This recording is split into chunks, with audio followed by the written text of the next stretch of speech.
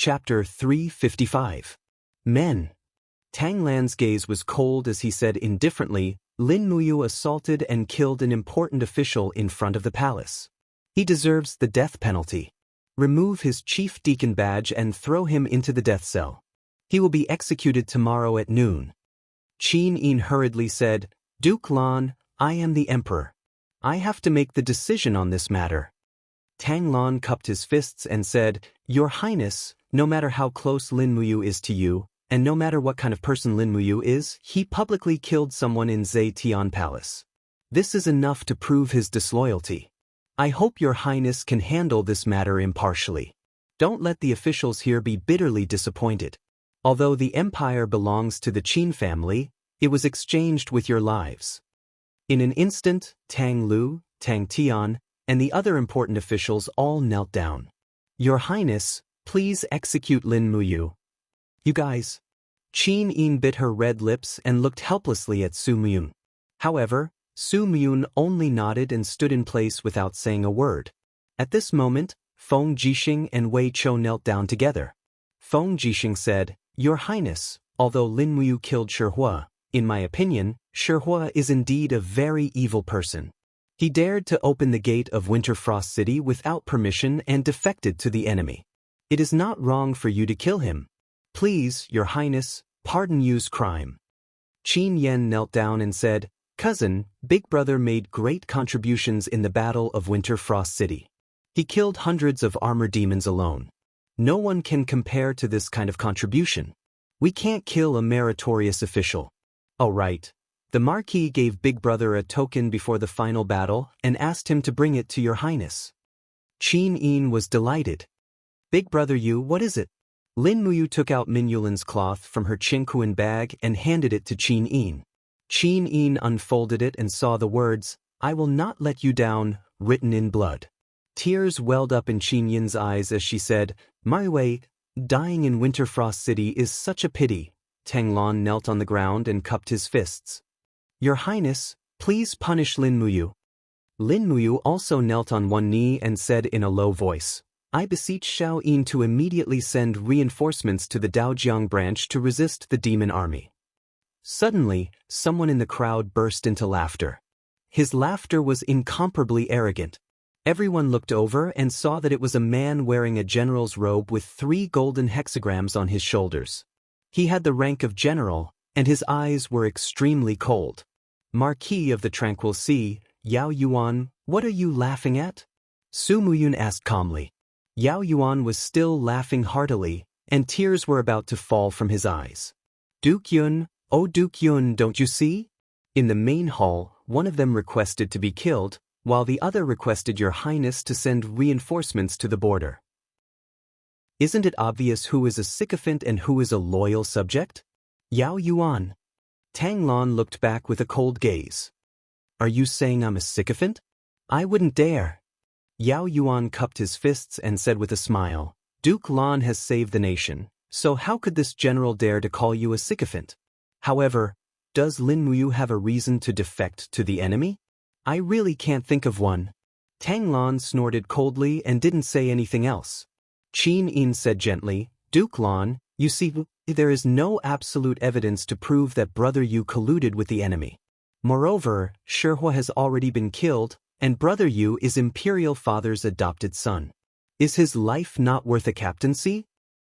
Your Highness's words are not reasonable. Tang Lan said, not to mention the fact that Shihua is a captaincy, even if he is just an ordinary soldier, no one can easily take his life as long as he has shed blood and sweat for the empire. Although Lin Muyu is the former emperor's adopted son, he is still only an adopted son. He is not a member of the Qin family. What did you say? Qin Yen said angrily, Big Brother has risked his life for the empire and is also the former emperor's adopted son. What right do you have to say that he is not a member of the Qin family? Tang Lan looked on coldly and didn't say anything. Behind her, Tang Lu laughed coldly and said, So what if he is an adopted son? Lin Muyu has no blood connection with His Majesty, nor does he have any blood connection with Her Highness the Empress. What right do you have to say that he is a member of the Qin family? Since he is not a member of the Qin family, There is no reason to pardon any of his crimes. Qin Yin bit her red lips. You are disobeying my edict like this. Does this count as rebellion? As long as I still stand on this throne, I am the ruler of Great Qin. Tanglan, you are one of the two dukes. Why do you keep bumping into the emperor without knowing it? Tanglan was startled. He had never thought that Qin Yin would speak like this. He hurriedly knelt down, and all the officials in the hall knelt down as well. At this time, Lin Mu looked coldly at Tanglan, Tang Lu, and the others, saying, "What are you trying to do? Do you just want to kill me? Or, after I prove my bloodline, will you stop bothering me? Do you know that the citizens of the empire in Lingdong province are being slaughtered by the demon race? What are you trying to do?" Anger rose continuously from the bottom of his heart. The battle chi around him revolved rapidly, forcing the people around him to retreat. A golden light broke out from the ground. It wasn't a golden gourd, but a resplendent golden god-binding chain. It floated in the air, and a second god-binding chain appeared around Lin Muyu. Soon, 8 shimmering golden god-binding chains surrounded Lin Muyu, full of dignity. Battle chi surged out in all directions, making it almost impossible to open one's eyes. God-binding chain. Tanglan's heart instantly went cold. Feng Jixing's eyes also widened. God-binding chain? How can you have God-binding chain? Su Muyun's brows furrowed. God-binding chain? That is the exclusive martial spirit of the Qin bloodline. Lin Muyu looked at everyone with a burning gaze. After a low shout, the God-binding chain martial spirit completely dissipated into his body. He said indifferently, "Do you see? Do I count as a member of the Qin clan?" He raised his hand and pulled out the dragon spirit sword. His eyes were filled with disappointment as he looked at everyone and said, "If you want to kill me, if you want to seize power, go ahead. But don't bully me too much. Otherwise, don't blame me for doing something crazy. Tanglan, Su Miyun, don't think that I don't dare to kill you. Let me tell you, don't force me anymore. Otherwise, even if you have thousands of soldiers protecting you, I will still chop off your heads as a sacrifice to those who died in vain." As he spoke, he walked out of the Zetian palace. Outside, the sky had turned dark. Lightning flashed and thunder rumbled. A storm was about to descend. Tanglan and Su Muyun stood there dumbstruck. No one would have thought that Lin Muyu would say so many treasonous words. Large raindrops fell on his body like pearls. Lin Muyu walked quickly on the main road of the Zetian palace. He felt as if his heart was being torn apart by thousands of swords. He didn't understand what was wrong with the people of the world. What were they pursuing? In front of him, a short tree was swaying crazily in the wind and rain under the walls of the Zetian palace. It seemed as if it would be uprooted at any time. Lin Muyu slowly sat down under the wall and let the rain fall on his body. He hugged his legs as he sat there. Suddenly, he started sobbing. He didn't know how much time had passed. The sound of the rain didn't stop, but it didn't fall on his body. "Big brother Yu." Qin Yin held up the small green umbrella to shield him from the wind and rain. She slowly lowered her body and stretched out her arms to hug him. Lin Muyu raised his head as if he was startled. "Xiao Yin, it's okay, it's okay." Qin Yin hugged him tightly. Tears flowed from her eyes as she said, "It's all my fault. It's all my fault that I'm so useless. It's all my fault that Xiao Yin can't control government affairs.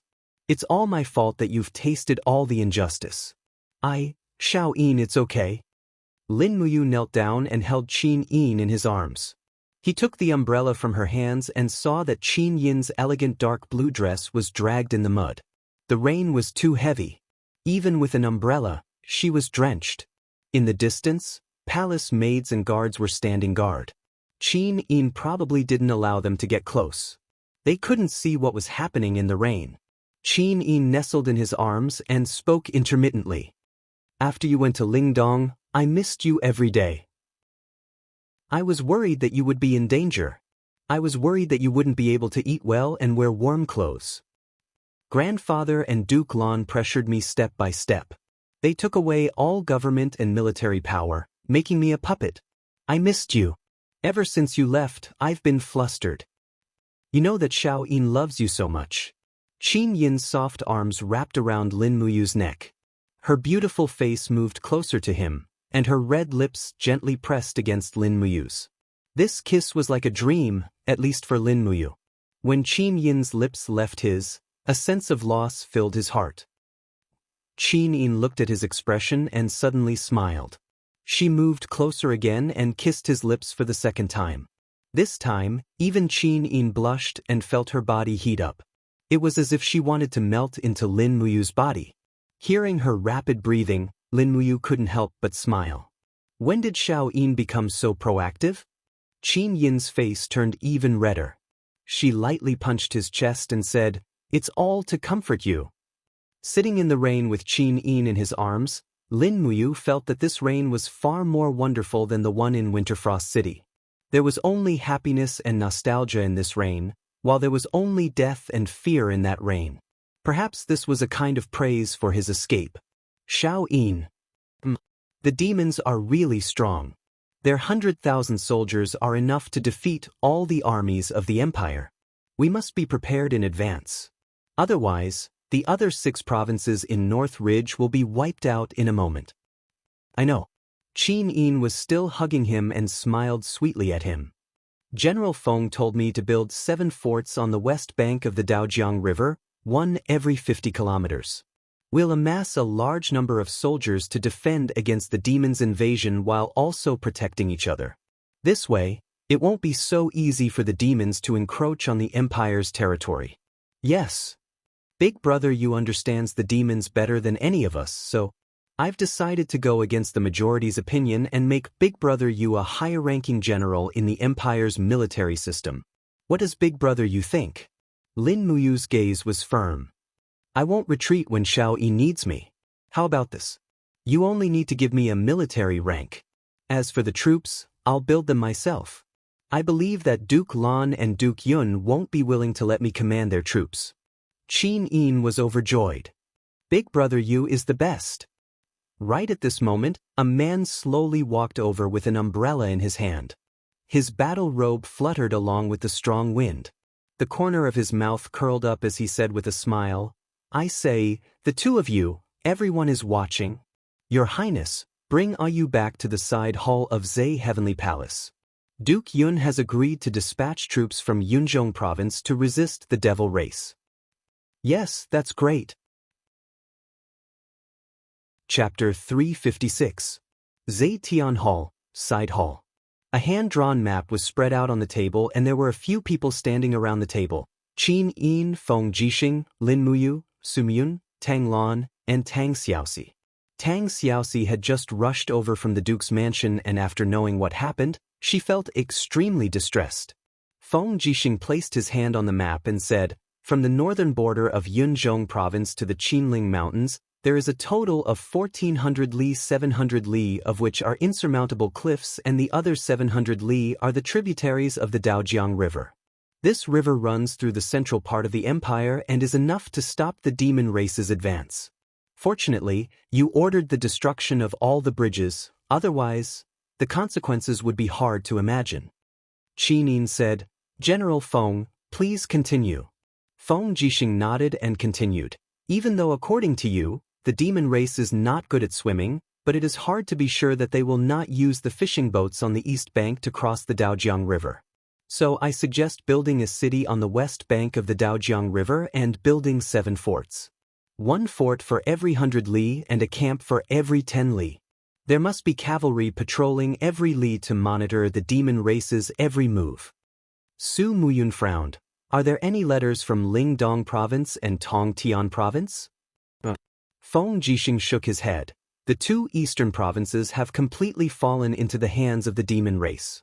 The imperial army there should have been completely annihilated, so there is no need to hope for any news from there. Su Muyun took a deep breath and said, Ayu has been recruiting soldiers in Muyu City for the past 6 months. We can mobilize about 150,000 soldiers to guard the forts. Are we still lacking? Feng Jixing replied, yes, each fortress has at least 30,000 to 50,000 soldiers. That's close to 300,000 soldiers. The main force of the Imperial Guards has to stay in the Imperial capital. So, Duke Lan, How many soldiers can you send? Tang Lan was startled and said, Xiangyu has 100,000 soldiers in Sangnan province. They can go and guard the Daojiang River. That's good. We're still missing one. Yu's temple camp and Longdan army camp can be filled. At the side, Qinin said, Grandfather, Duke Lan, I plan to use Big Brother Yu again. I hope that you won't object. I believe that all of you have seen Big Brother Yu's ability to lead troops. I will promote Big Brother Yu to rank 3 Country Protector General and appoint him as the commander of the Longdan army camp. Wei Chou and Qin Yan will be the deputy commanders. Furthermore, in order to resist the invasion of the demon race, the Longdan army camp can expand its army without an upper limit. Su Muyun took a deep look at Qin Yin and said, if Xiao Yin feels that she has the ability to mobilize the Longdan army camp, then expand the army. Grandfather will not oppose it anymore. Tang Lan bowed her head and said, Your Highness, no army in the empire can expand without an upper limit. Otherwise, the world will be in chaos. I suggest that the Longdan army camp and the temple camp should have a maximum of 50,000 soldiers. All right, we will listen to Duke Lan's suggestion. Qin Yin nodded her head, turned around and said, Come, announce that Lin Muyu will be promoted to Country Protector General and reappointed as the commander of the Longdan army camp. Longdan army camp will be included in the 3rd Army of the Empire and will be allowed to expand by 50,000 soldiers. In addition, summon the Navy commander, Bai Tsang. A few minutes later, a general walked into the side hall. He was about 40 years old and had a weather-beaten face. He cupped his fists respectfully and said, The Navy commander, Bai Tsang, pays his respects to the Empress. Qin Yin nodded and said, Okay, listen to the orders from the side. Tang Lan raised his head and glanced at Su Muyun, then at Qin Yin and Lin Muyu. Your Highness, the demon race is invading on a large scale. Who does Your Highness intend to give the important task of defending against the demon race to? Qin Yin smiled and said, Who is Duke Lan going to appoint? Xiangyu is skilled in both the pen and the sword.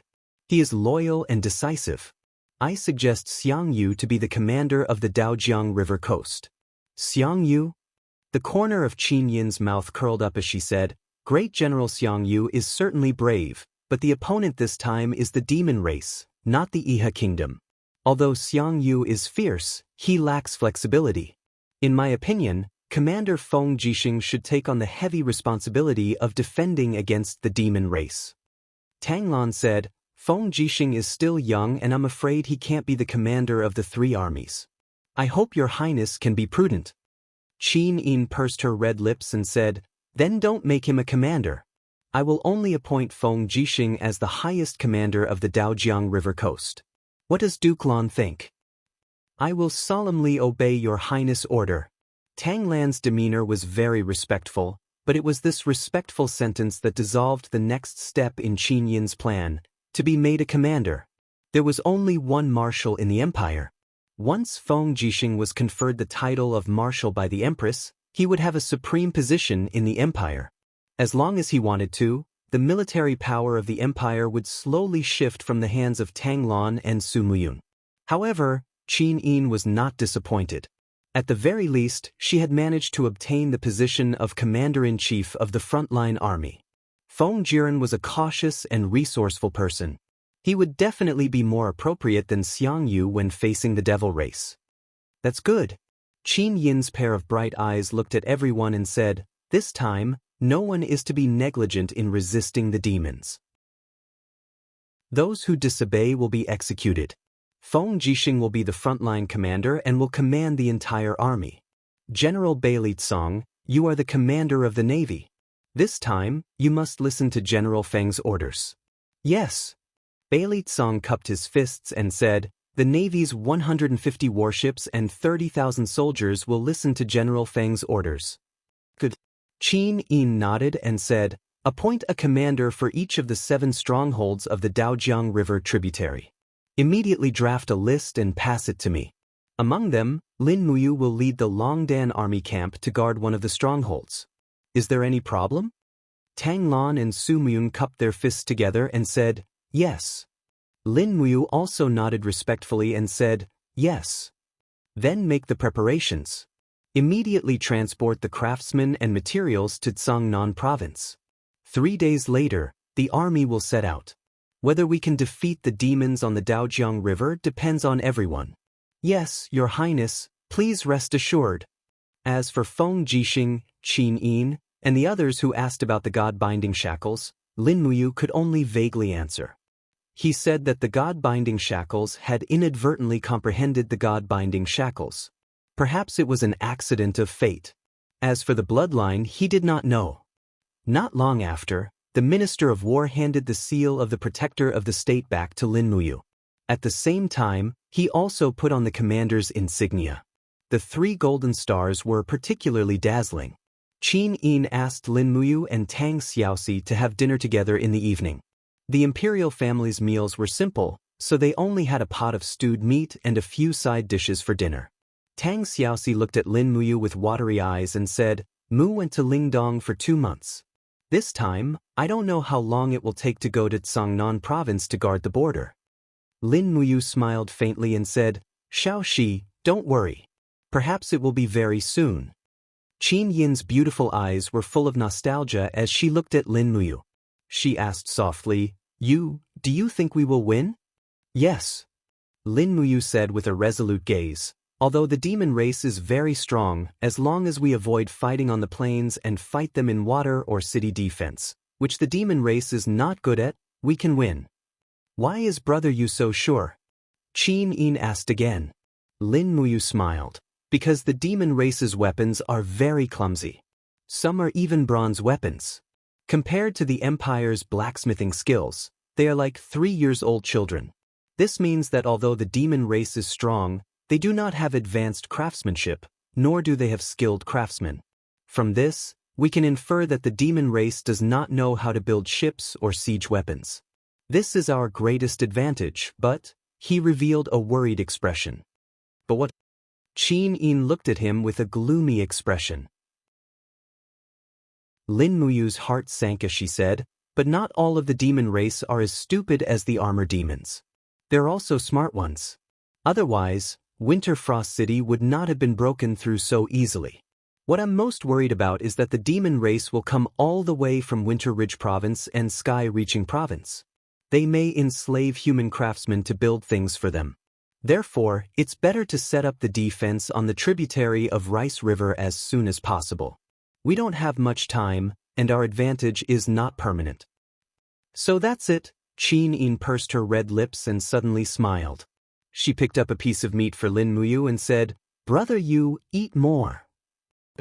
At this time, Tang Xiaoxi looked at Lin Muyu with a gloomy expression. Mu, I heard that after Winter Frost City ran out of food for more than 10 days, you have eaten all the edible things in the city, yes? Lin Muyu nodded. Tree bark, grass roots, rats, snakes? I've tasted almost all of these wild things in Winter Frost City. Woo woo. The 2 beauties frowned at the same time. Lin Muyu couldn't help but smile. She thought that they should stay away from the war, but the most ruthless thing about war was that it didn't discriminate. When the war came, no one could avoid it. After dinner, Tang Xiaoxi promised to transfer 20,000 soldiers from the demon suppressing pass to Lin Muyu. She also gave the Longdan army camp 5,000 high-quality warhorses. In this way, the Holy Temple camp would have 15,000 soldiers. With the addition of the 1,000 from the Longdan army camp and the people Tang Xiaoxi gave, they would have 36,000 soldiers. Guarding a fortress should not be a problem. When night fell, Tang Xiaoxi came to the Holy Temple with a white warhorse. Princess, she is here. Gu Yang greeted with a smile. Needless to say, you must be here to see the Grand Deacon, right? Yes, Brother Gu Yang. Where is Mu? In the inner hall. I'll bring you there. Alright. Under the flickering candlelight, Lin Muyu was discussing with Wei Chou, Qin Yan, and the others about the details of the deployment. When she raised her head, she saw Tang Xiaoxi coming in with a warhorse. She couldn't help but smile. Xiaoxi, why are you here so late at night? Are you here to have supper with me? Girls shouldn't eat too much supper, it will make them fat. Tang Xiaoxi pouted and smiled, but I'm here to give you a precious horse. Look, What do you think of this horse? Lin Muyu looked over. This horse seemed to be in the form of a small horse. It was slightly immature, but it was very strong. Its entire body was covered with pure white fur, but there was a circle of black fur above its 4 hooves. It looked very beautiful. This horse is called Treading Snow. Tang Xiaoxi smiled and said, "Guess, who is her father?" "It can't be Brother Feng, right?" Lin Muyu said with a smile. Tang Xiaoxi also sniggered. General Feng can't give birth to such a good breed. Her father is Jedi, the fast horse that died in battle. Actually, before Jedi died in battle, my Shueli was already pregnant and gave birth to this Treading Snow. Its name was named by Xiao Yin, so this Treading Snow is equivalent to a gift from me and Xiao Yin to you. Do you like it? I like it. Lin Muyu stretched out her hand and caressed the warhorse's head. Suddenly, there was a connection. Everything in the world was so magical, but this Treading Snow seemed to be able to sense that Lin Muyu was once her father's master and immediately became happy. Chapter 357. Amidst a forest in the south of the Qinling Mountains, there were mountain ranges that were enshrouded in mist, and it was like a fairyland. Between the lofty mountains, there were numerous roads that crossed from the north to the south, and between the perilous peaks was a fertile plain where numerous cities were situated. Among them, the most magnificent and prosperous one was extremely prosperous, and it formed a fairyland scene. It was the capital of the Iha country, 100 Ridge City. In the main hall, there was a long table covered with calligraphy and paintings. Qin Yi was waving his brush. Beads of sweat appeared on his forehead. When a maid was about to wipe the sweat off with a handkerchief, Qin Yi suddenly said coldly, "Don't touch me when I'm writing." "Spare me, Commander. I know I'm wrong. I won't do it again. You can leave." The maid was so scared that her face turned pale. She retreated out of the main hall. A few minutes later, a general came in. After stepping into the hall, he cupped his hands and said respectfully, "Commander, Long Qianlin is here." "It's General Long. Come here." "Yes." Long Qianlin came to Qin Yi's side with his hand on the hilt of his sword. He said with a smile, "Commander, your writing is getting stronger and stronger. Good writing, good writing." Qin Yi looked up at him and said with a smile, "What's the use of good writing? Can you control the country?" Qin Jin's writing is the best in the world. But he still lost half of the country easily. "Commander, you're right. How's the situation in Qinling Mountains?" Qin Yi asked. Long Qianlin said, "Several camps we set up in the north of Qinling Mountains have been conquered by the demon tribe. We've lost about 30,000 people. Therefore, I've retreated most of the troops to Qinling Mountains to resist the demon tribe. I believe the demon tribe won't be able to cross Qinling Mountains in a short time. Don't underestimate the demon tribe." Qin Yi put the used brush into the pool and washed it gently.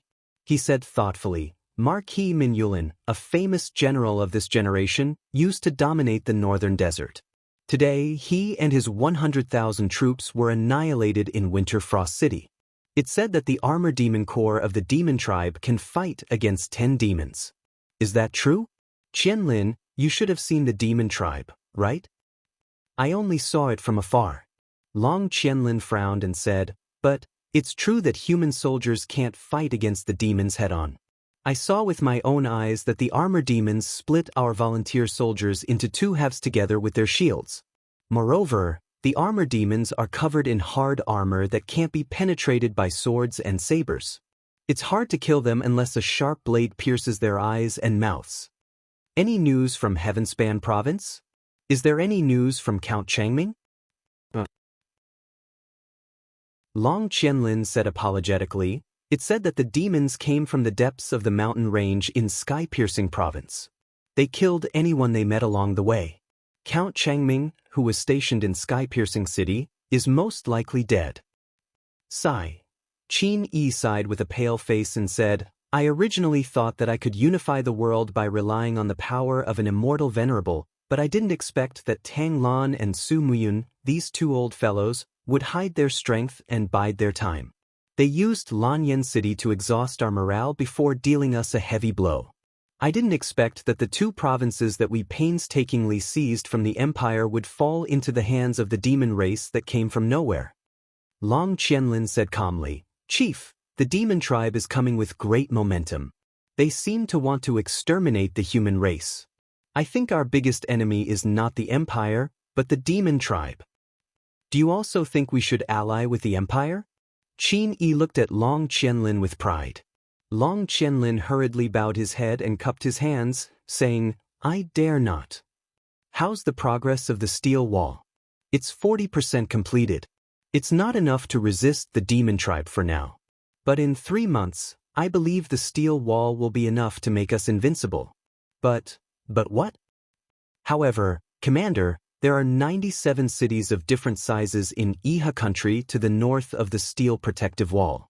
If we really withdraw our troops to the south of the steel protective wall, I'm afraid that these cities will be handed over to demons. Commander, they are all the people of Iha country. Those who achieve great things don't bother about trifles. Qin Yi looked deeply at Long Qianlin and said, General Long, don't forget that you're one of the empire's commanders. You're the only one I can rely on now. You'll be fully responsible for the defense of Iha country against the demon tribe. Don't let me down. We can still take back the cities we lost in the Qinling Mountains. But once the steel wall is broken, I'm afraid Lingnan will soon become the demon tribe's territory. Yes, I will do my best. Good go. Long Qianlin turned and left. As for Qin Yi, he looked at his back with a strange look in his eyes. Suddenly, he sighed with emotion and said, Imperial brother, I really regret it. If you were alive, I wouldn't have to resist the devil race alone. Qin Yi, that little girl, is probably panicking and doesn't know how to deal with the invasion of the demon tribe. Lanyan City, Zetian Palace. Officials stood in great numbers. Qin Yi, dressed in a princess robe, stood in front of the throne. Her beautiful eyes looked at everyone with dignity. She handed over the golden edict in her hand and said, Come, read the edict. Su Muyun walked forward, trembling, and took the edict from his granddaughter.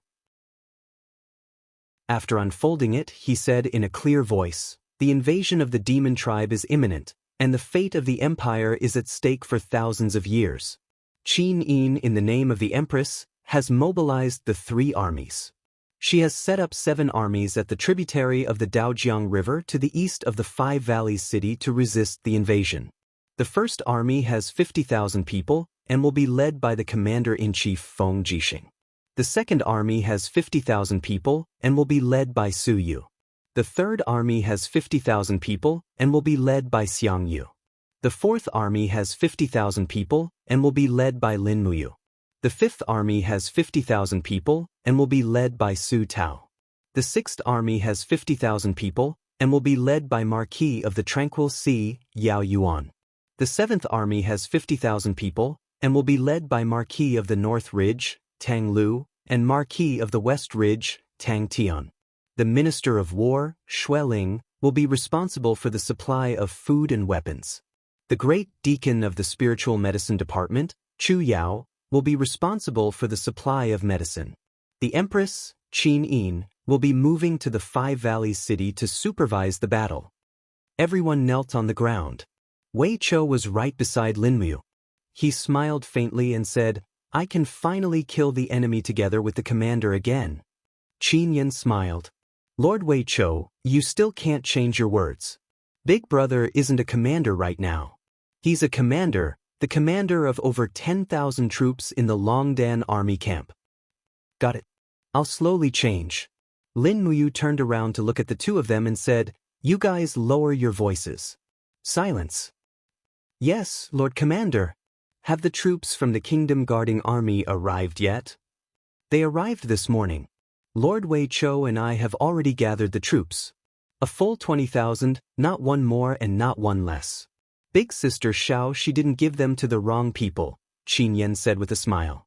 Lin Muyu nodded in satisfaction and asked again, Wei Chou, His Highness chose another 13,000 people from Muyu City's new recruits to make up an army of 50,000 for us.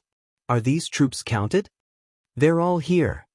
Wei Chou smiled and said, Don't worry, Commander. Even though these people are all new recruits, They've already trained for 3 months.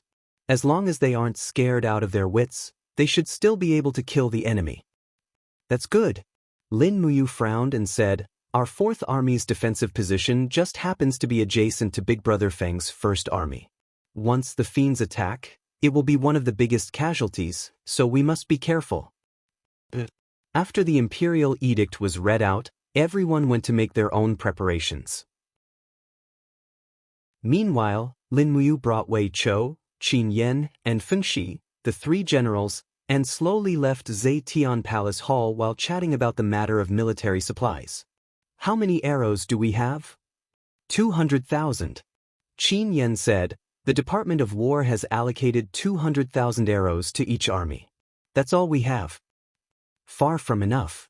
Lin Muyu frowned and said, does our Longdan army camp still have arrows in storage? Wei Chou said, there are still over 100,000 arrows on Dragon Rocky Mountain. In addition, there are about 80,000 white diamond arrows.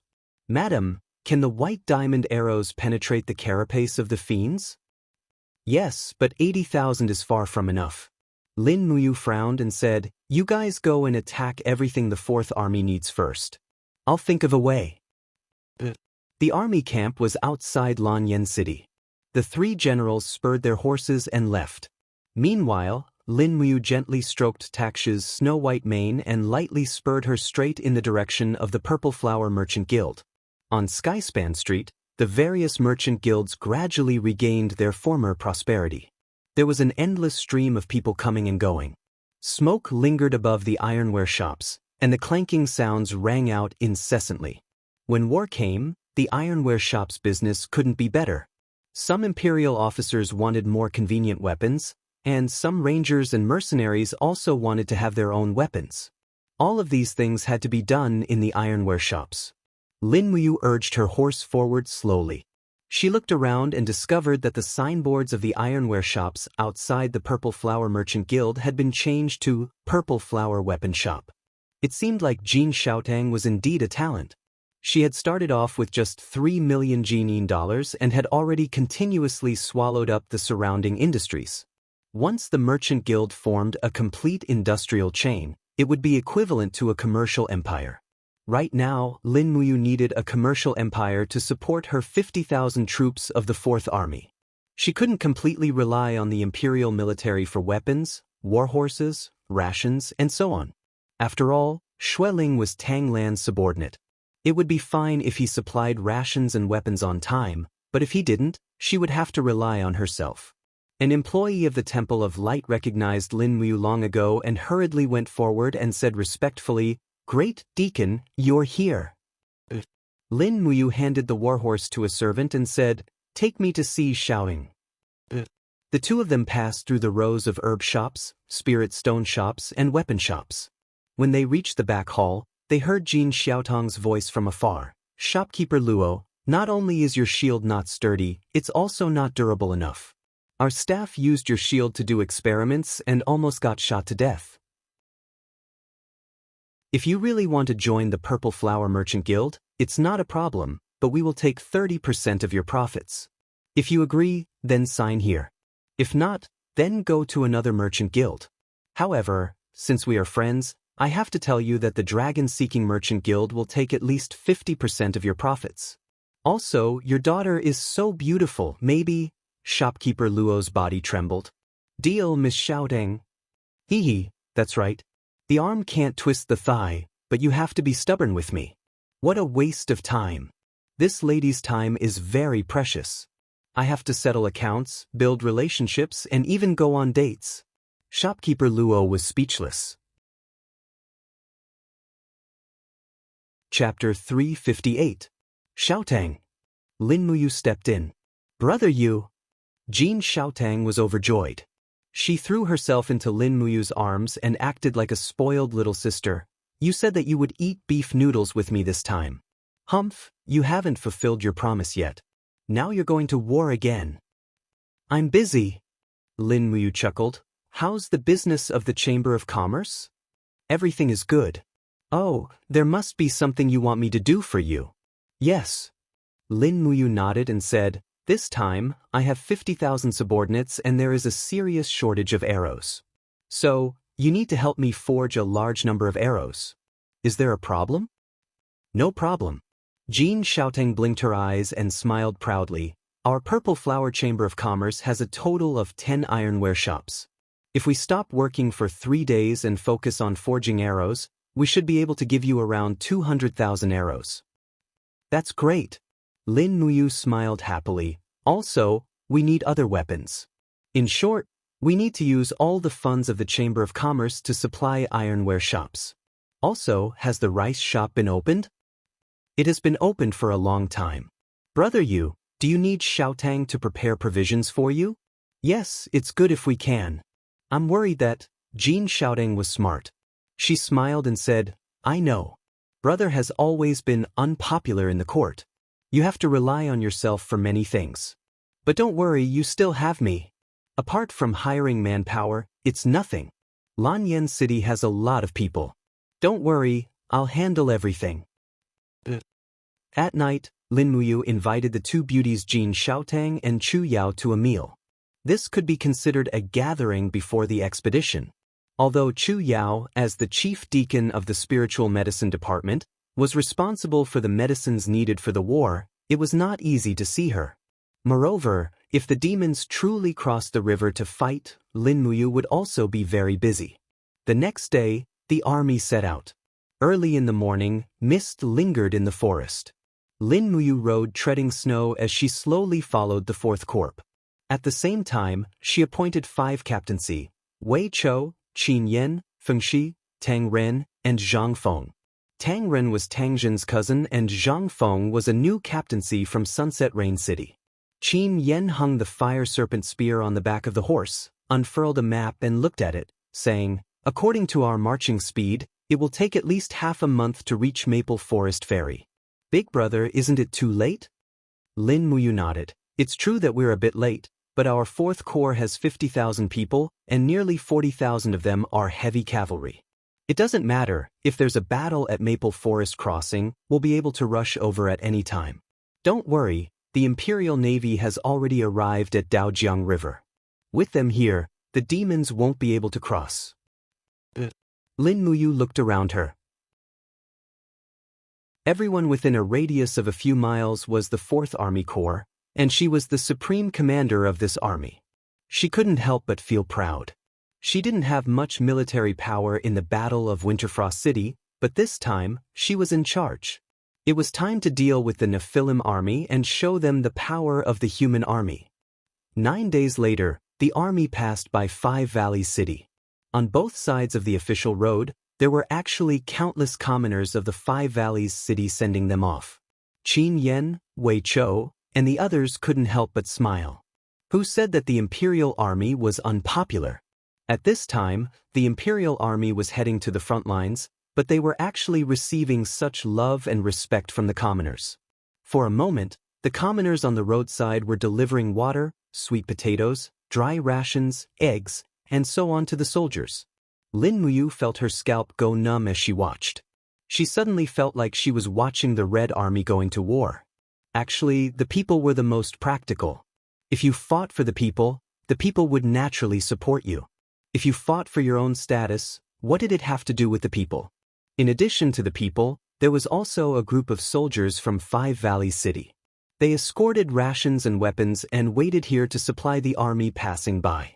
In the distance, a man rode over and said, "Where is Commander Lin of the 4th Corps?"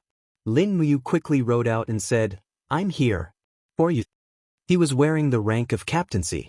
He cupped his hands respectfully and said, "I'm Zhang Bao, the general of the garrison of 5 Valleys City, waiting here for the 4th Corps. We have been waiting here since last night. Here, Commander, please take a look. These are the supplies prepared by 5 Valleys City for the 4th Corps. There are 2,000 steel swords, 10,000 spears, 5,000 shields, 40,000 arrows, and 2,000 carriages of rations.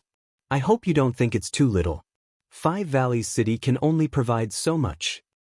"Well, thank you very much. You've worked hard." Lin Muyu gave him a very standard imperial military salute. He looked handsome, plus he was wearing a commander's armor, carrying a sword, and riding a treading in snow warhorse. For a time, a group of girls from Five Valleys City ran over, and their faces were full of infatuation. Wow, that commander is so handsome. Who is he? He seems to be one of the 4 heroes of Lanyan conferred by the former emperor. Yes, this is the 4th corp. He is Lin Muyu, who is ranked 2nd in the 4 heroes of Lanyan. He is even more handsome than Commander Feng Jixing. Lin Muyu didn't know whether to laugh or cry. Would Feng Jixing go berserk after hearing this? As a result, the girls crowding and praising also caused a lot of complaints, especially from the garrison of Five Valley City. They could have gone to the front line to fight against the demons, but the Empress didn't call for them. Therefore, they could only be responsible for the transportation of rations. Why can only the Imperial Army go to the front line? Do the people of Five Valleys City deserve to work with grains and straws all day long?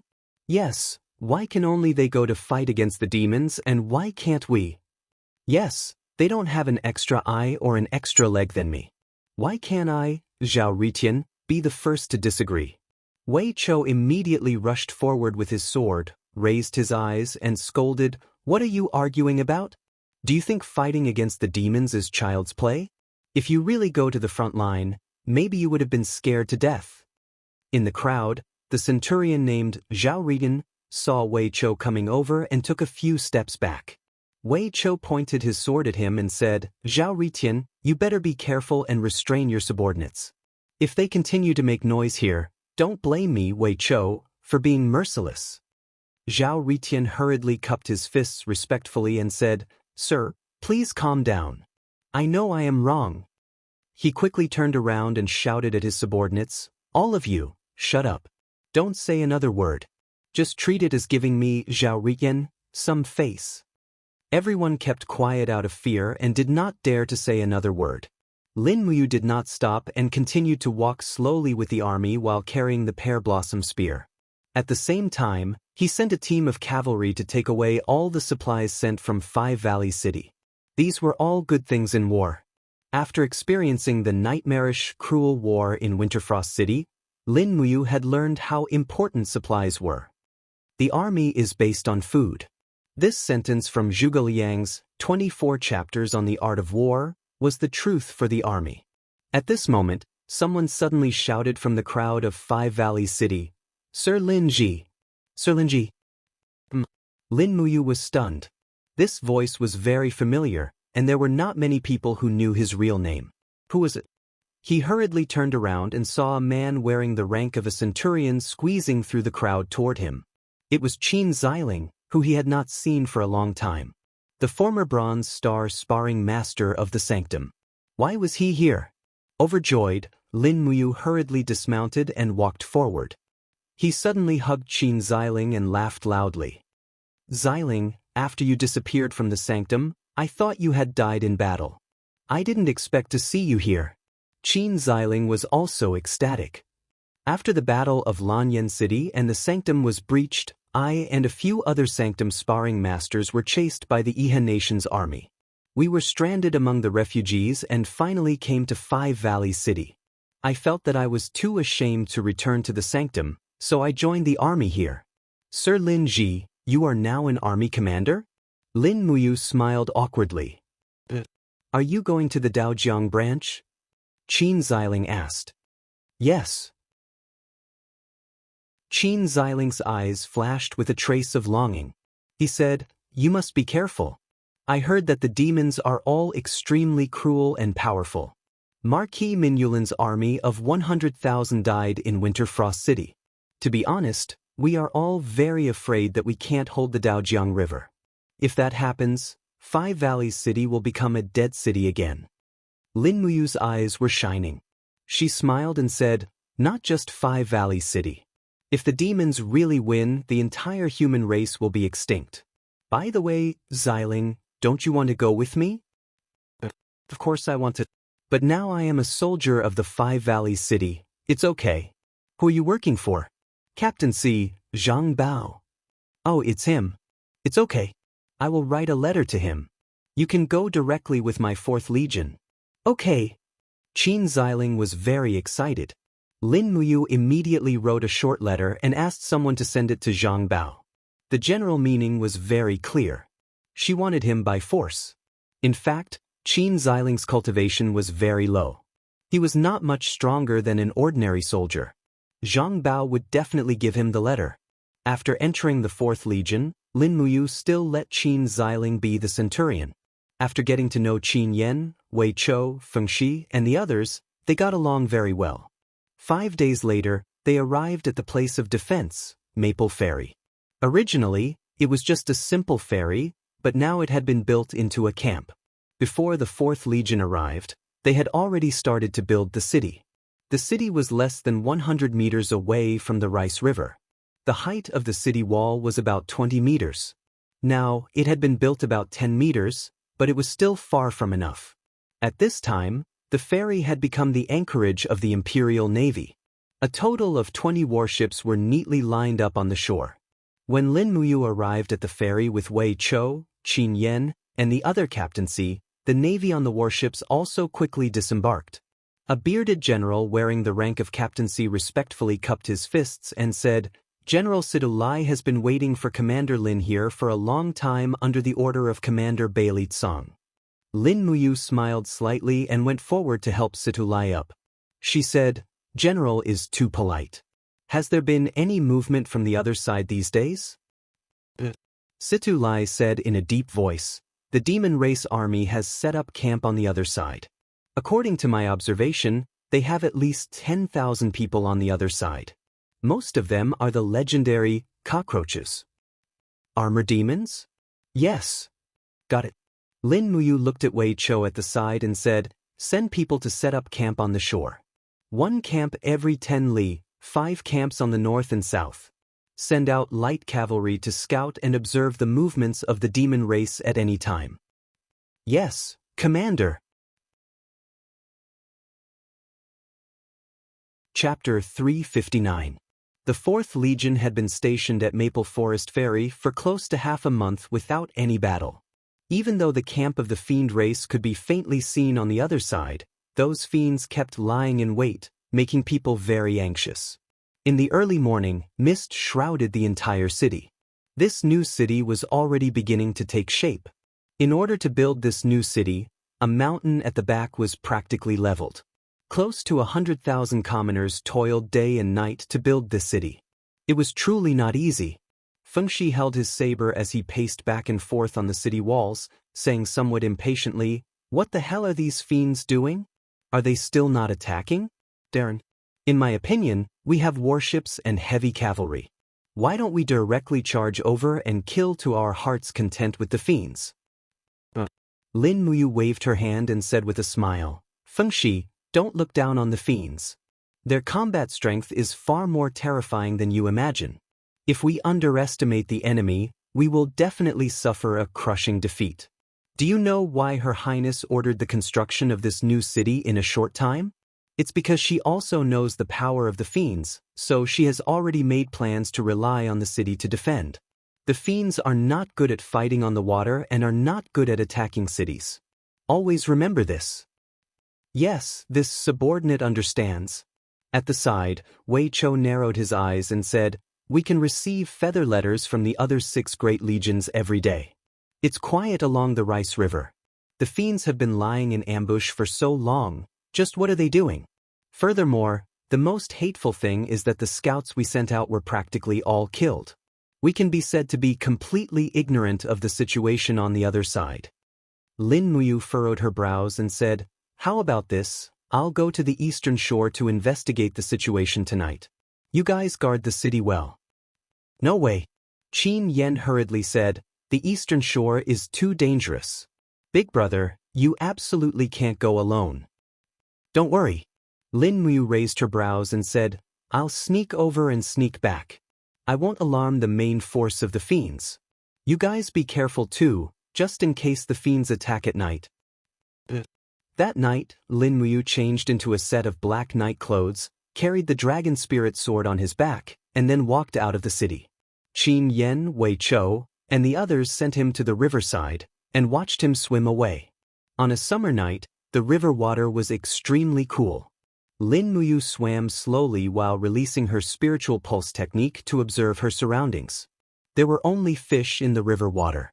There were no terrifying creatures like the frost-armored horned dragon. It must be because the river water here was not deep or wide enough to satisfy the frost-armored horned dragon's needs. When he swam to the east bank, a strong and violent breath had appeared in the spiritual pulse technique. Yes, it was the breath of the armor demons. The armor demons were the main fighting force of the demon clan and could be seen everywhere. Additionally, she could sense the chi of an armor demon every 50 m in front of her. However, Lin Muyu couldn't find any armor demon even though she squinted her eyes. Therefore, there was only one possibility: these armor demons had disguised themselves. Splat, splat, splat. The river water slowly dripped from her clothes onto the ground.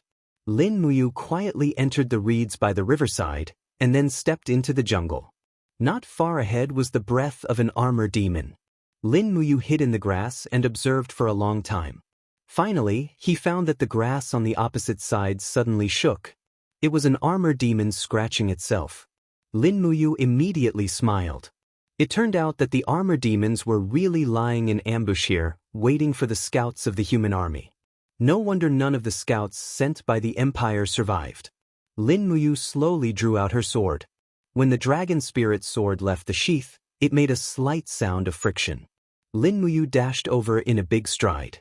Before the armor demon hiding in the grass could react, she swung her sword down. The cold sword light flashed in the jungle and the armor demon was split into two halves from head to shoulder. A stream of turbid red blood splashed out. Holding the bloody long sword, Lin Muyu walked in the jungle like a phantom under the cover of the jungle. As the sword light flashed by, another armor demon was killed. Relying on the detection of the spiritual pulse method, the armor demons here had nowhere to hide, which made it more convenient for Lin Muyu to move under the cover of the night. After touching the 3 consecutive defense lines of the demons, Zhang Tai saw the demons' camp just hundreds of meters away. Inside the camp, there were piles of bonfires. Their way of living was very simple. They didn't even need barracks. Armor demons were very strong. They probably wouldn't get sick even if they slept in the open air. Moving forward, Zhang Tai could see the flickering bonfires. She could hear the sounds of axes cutting down trees and saws rubbing wood. Hiding in the bushes, Lin Muyu saw a group of humans working under the bonfires. As they cut down trees fell down rapidly one after another. On one side, pieces of sawn wood were being nailed together with horizontal boards. It looked like a huge wooden board. In the farther place, the same huge wooden boards had been piled up into a high pile. There were at least 100 of them. After being nailed together, each wooden board could carry about 10 armor demons, which meant that over 1,000 armor demons could be transported across the river. At the sight of this, Lin Muyu couldn't help but draw in a cold breath. Demons' way of attack was so simple. They didn't need to build a battlefield at all. They just used such primitive wooden boards to cross the river. How terrifying! It was conceivable that there were many such wood construction sites here. More than half of the forest on the east bank of Daojiang River had been cut down. By then, tens of thousands of wooden boards would be thrown into the tributaries of Daojiang River. Who could stop 100,000 armor demons crossing the river? With her heart beating rapidly, Lin Muyu narrowed her eyes. Behind each group of human craftsmen were some armor demons. These armor demons were supervising the work. In order to survive, these humans had to continue working.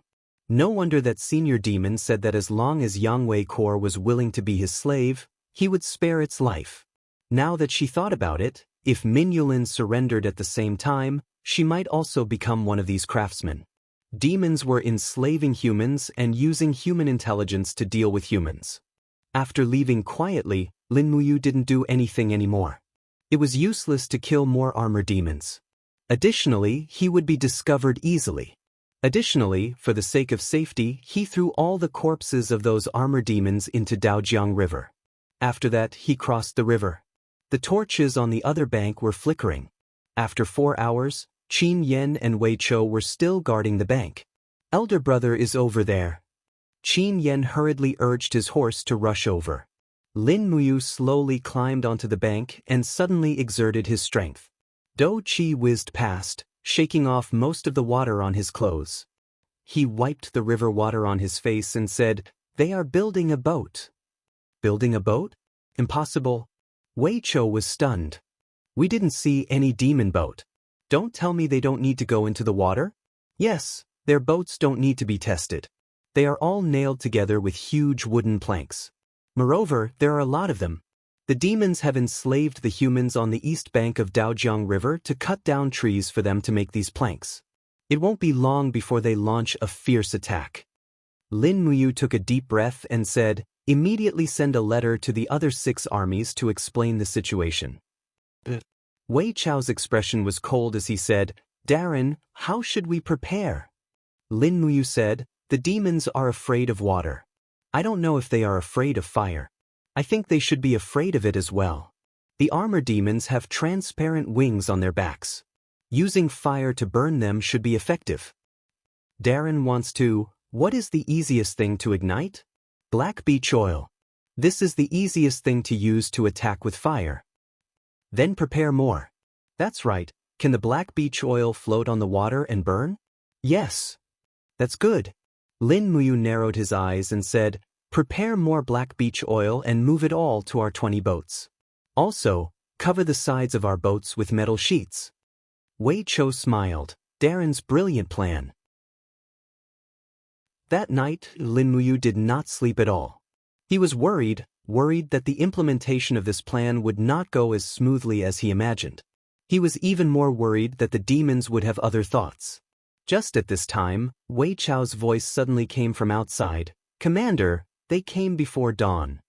"Phew. The winged ones." Wei Chou said indifferently, "As you expected, the demons used the same trick again. They wanted to use the winged ones' flying advantage to burn down our rations. Fortunately, our rations were all stored in the cellar and did not suffer any damage.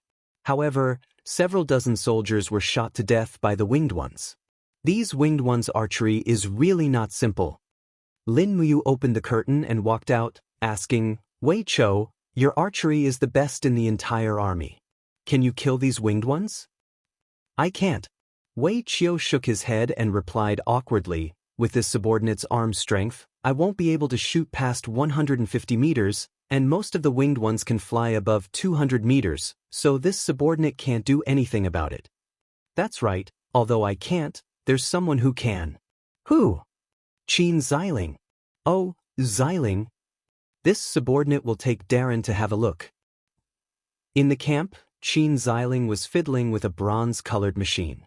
It was obvious at a glance that it was a crossbow, but it was the type that could shoot 10 bursts in a row. "Xiling." Lin Muyu greeted with a smile. Qin Xiling hurriedly turned around and smiled respectfully. His face was a bit awkward as he said, "I used to fiddle with some machines, but father always said I was useless.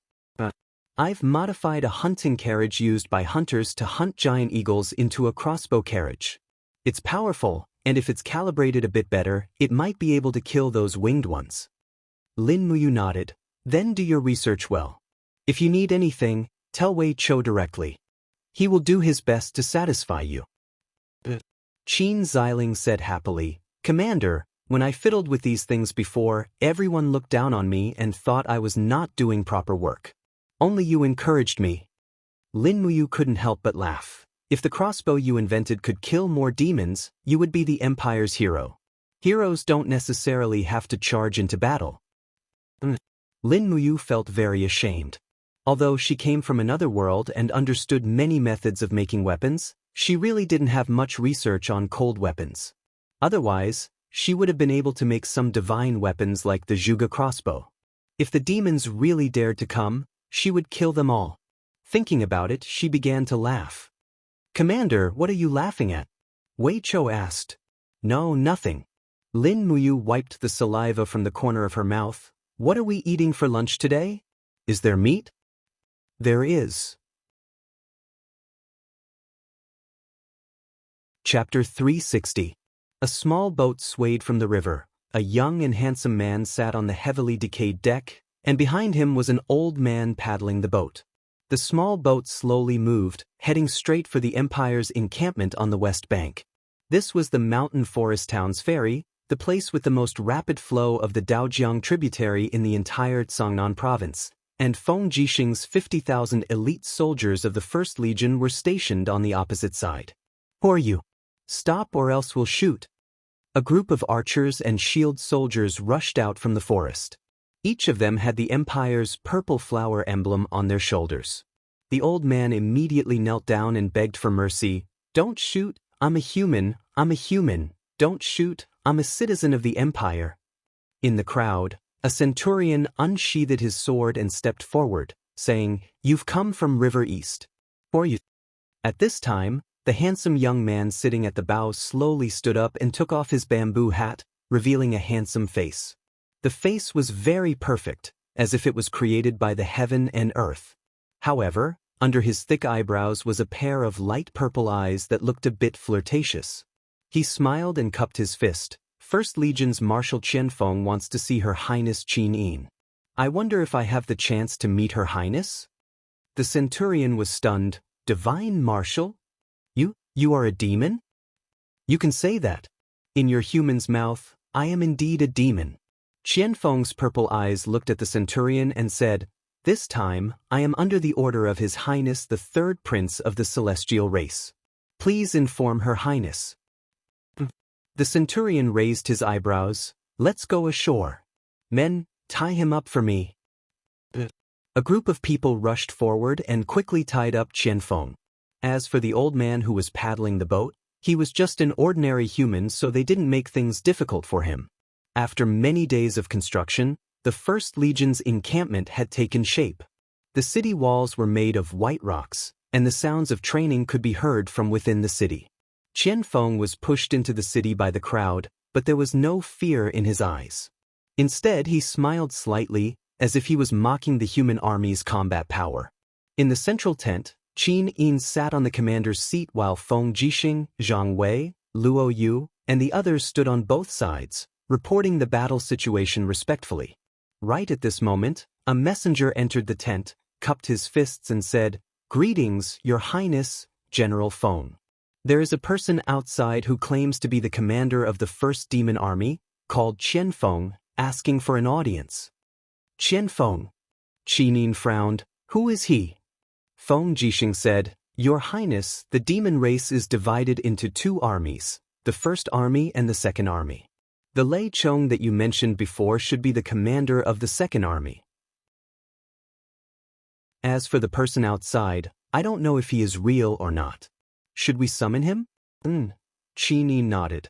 Feng Jixing shot a glance at Zhang Wei, who immediately waved his hand, saying, "Archers, prepare yourselves. Archers, switch to white diamond arrows and listen to my command." "Sir." At least 100 archers and axemen immediately hid on both sides of the tent.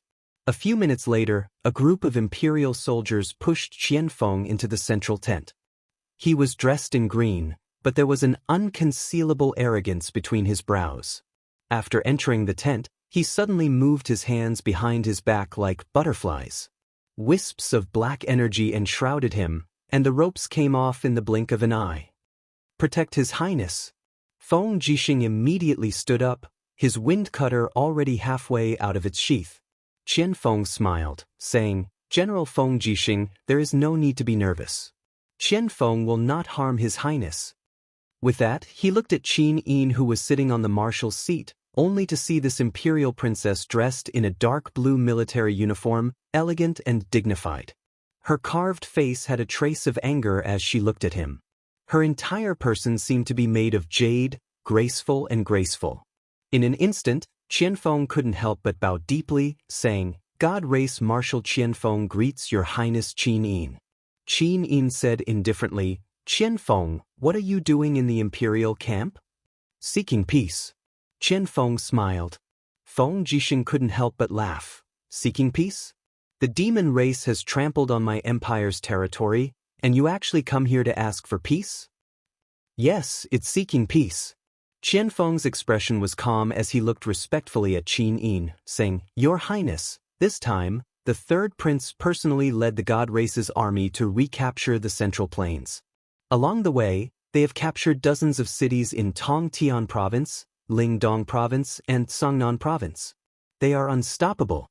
However, His Highness said that as long as the Empire hands over one person, His Highness will use Rice River as the boundary and coexist peacefully with the Empire. Rice River as the boundary? Qin Yin frowned. She didn't show any anger. What do you demons think our empire is? Do you think we can stop fighting just because you say so? Feng Jixing sneered and said, Qian Feng, tell me first, who do you want from the empire? Lin Ji. Qian Feng said word by word. Zhang Wei and Luo Yu were startled at the same time. Commander Yu? Qin Yin was also surprised. This had touched the deepest part of her heart. Her eyes flashed with killing intent as she asked, Qian Feng, what do you want Lin Muyu to do? Qian Feng bowed with a smile and said politely, Your Highness, Qian Feng has an older brother called Kai Yun. A few years ago, he was a pioneer who came to the human world in search of the 9 holy weapons. However, he was killed by the humans in the end. I investigated and finally found out that he died in the hands of a man called Lin Muyu. And this Lin Muyu is now a commander of the Empire's army. So, if you hand over Lin Muyu to ease the hatred in my heart, Qian Feng has already persuaded His Highness to delay the attack. Is that so? Qin Yin looked at him indifferently and said, It seems that Marshal Qian Feng has made a mistake. Feng Jixing laughed and pressed his hand on the hilt of the windcutter saber. He said, I'm guessing that the Marshal wants Commander Yu not only because he killed your brother, but also because Commander Yu's intelligence and strength make you tremble with fear, right? Qian Feng was surprised and smiled. General Feng is a straightforward man. Indeed, in the Battle of Winterfrost City, Lin Muyu was able to escape from Marshal Lei Chang's hammer and even wounded him. This ability is enough to make us restless. As long as Lin Muyu is alive, the celestial race will never be at peace. I, Qian Feng, will not be at peace either. So, Your Highness, please decide. It's up to you whether you want to hand over Commander Yu or not. Qin Yin said quietly, Marshal Qian Feng thinks too much. Commander Yu is Qin Yin's sworn brother and is also Qin Yin's true love. I would rather risk the destruction of the world to fight against the demon race than betray the one I love. I see. Qian Feng looked up at Qin Yin with a hint of jealousy in his eyes. He cupped his fists and said, In that case, Qian Feng will have to trouble you. At the side, Zhang Wei had already drawn his sword, and he chuckled. Qian Feng, you brat, you're clearly courting death by coming to the First Legion's campsite alone. How can I, Zhang Wei, not fulfill your wish? Archers.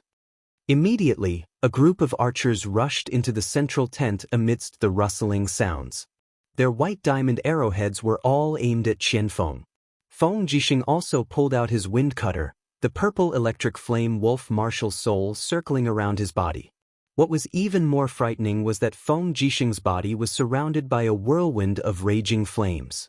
It was the symbol of the first heaven of the Saint Realm, raging whirlwind Do Qi. Feng Jixing had stepped into the Saint Realm. Facing such a strong enemy, Qian Feng still stood there calmly, with a trace of adoration in his eyes as he looked at Qin Yin, cupped his fists and said, Your Highness Qin Yin, Qian Feng admires Your Highness's peerless beauty. If we were not enemies, how good would it be, Qian Feng could let go of everything to pursue you. If Your Highness could accompany me, it would be a long-cherished wish of mine. Qin Yin's mouth curved into a smile. Marshal Qian Feng, you are thinking too much. What you should be thinking now is how to face the current situation. Since you dared to come here alone, you should have thought of this result, right? Heh. Qian Feng laughed and said, Your Highness, before I left, Qian Feng had ordered my subordinates, if I don't return within 2 hours, they will immediately cross the river and attack. I have 200,000 soldiers. Just the boulders alone is enough to fill up the river. At that time, with Your Highness's army, can you stop the divine race's army? Qin Yin was startled. Feng Jixing frowned at the side and said, Your Highness, when 2 armies cross swords, envoys are not to be killed. Moreover, Qian Feng is the demon race's marshal. Let's just let him go and have a fair battle. Feng Jixing also wants to meet this demon race marshal. Qianfeng laughed. As expected of the flaming wolf Feng Jixing, this kind of courage is not something an ordinary human can have. Admirable. Qi Ni nodded and said, Men, send Marshal Qianfeng back to River East.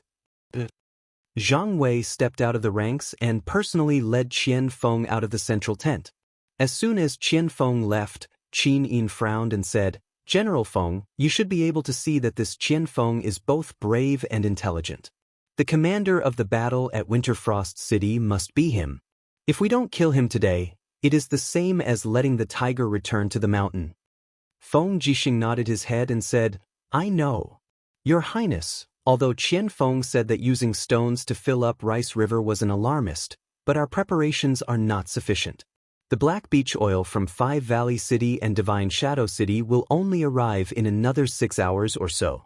We need this period of time, so, Your Highness, please be patient. Ah, I understand. When does General Feng think the demons will attack? Only today, it won't be long. They are also preparing for this war. Brother Yu then, don't worry. Feng Jixing grinned and said, Yu is smarter than anyone. Moreover, the elite troops of Longdan Army Camp and Holy Temple Camp are all in his hands. If the demons cross the river and attack by force, his fourth corps is the most stable. Your Highness, you should worry more about your Aunt Lien, Tang Lu, and Tang Tian's positions. Oh, Qin Yin blushed and sat there in a daze. She didn't know what to do. If she could, she really wanted to fly to the Fourth Corps' position 100 miles away. Unfortunately, she was the Empress and had to stay in the First Corps to oversee the whole army. Moreover, Feng Jixing also needed her to intimidate the 30,000 troops of Muyu City. After all, they were not under Feng Jixing's direct command. Chapter 361. In the Demon Camp. Qianfeng put on a pure black armor and stepped into the tent with his cloak fluttering in the wind. He looked around with a gloomy look. There were over 20 people in the tent, all of whom were high-level demons. Pairs of purple eyes were looking at him. Only one of them was an armor demon, a high-rank armor demon. He was the legendary marshal of the Second Corps, Lei Chong. Lei Chong smiled at Qianfeng. The pair of curved fangs on his face looked particularly ferocious. He said in a very clumsy voice, Marshal Qianfeng, is it a victory? Qianfeng smiled. It went well. Thank you for your concern, Marshal Lei Chong.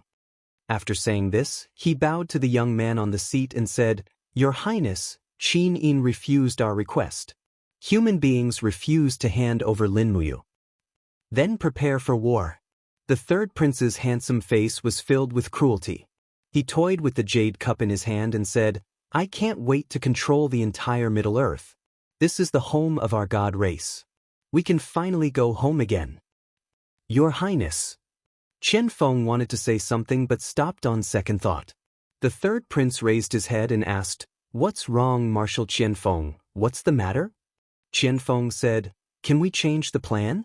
I'm afraid that our plan of water war won't go well. Lei Chong hurriedly asked. Qianfeng smiled. When I was walking in the human camp, I smelled a familiar smell, but I'm not sure. What smell? The third prince asked. Qianfeng frowned. The smell of oil, a strong and strange smell. I heard that human beings have a kind of oil that will burn when it meets fire. It's called black beach oil. Therefore, I'm afraid that the Empire will attack with fire. If they do that, we won't be able to carry out our cube ships plan. Instead, we will suffer undeserved losses. The third prince said resolutely, We can't change the plan of attack. We've been preparing for this meticulous plan for half a month. We can't wait any longer. Father doesn't want us to wait any longer. We have to carry out the original plan. Marshal Qianfeng, don't worry. You've seen the battle strength of the armored demons. Even if the human beings attack with fire, we can still kill them. Your Highness, please reconsider. Qianfeng frowned. Say no more. The third prince stood up, flicked his sleeves, and said, Proceed according to the original plan. 4 hours later, we will start the war. The first warrior to reach the western shore would be rewarded with 100,000 Shindu coins and be conferred the title of general. Whoever captures Qin Yin will be conferred the title of marshal. Yes. The demon generals cupped their fists in greeting, their faces full of smiles. Only Qianfeng frowned and stood there without saying a word. At dusk, the setting sun shone like blood on the Daojiang River, illuminating 1,000 miles of sparkling water. At Maple Forest Ferry, battleships slowly entered the port. The Navy Captaincy Situlai ordered to seal off the port. After much consideration, Lin Muyu decided not to use the battleships to directly participate in the defense. After all, the number of battleships of the Empire Navy was limited. If they burned one, it would be one less. Lin Muyu stood by the river in his Sanctum Grand Deacon battle robe. He looked at the eastern shore from afar. The night wind blew his cape, making it flutter. At the side, Qin Yan, Wei Chou, and Feng Shi were quietly guarding. "Is the black beach oil ready?" Lin Muyu asked. "It's ready." Qin Yan cupped his fists and smiled. A total of 8,000 barrels of black beach oil.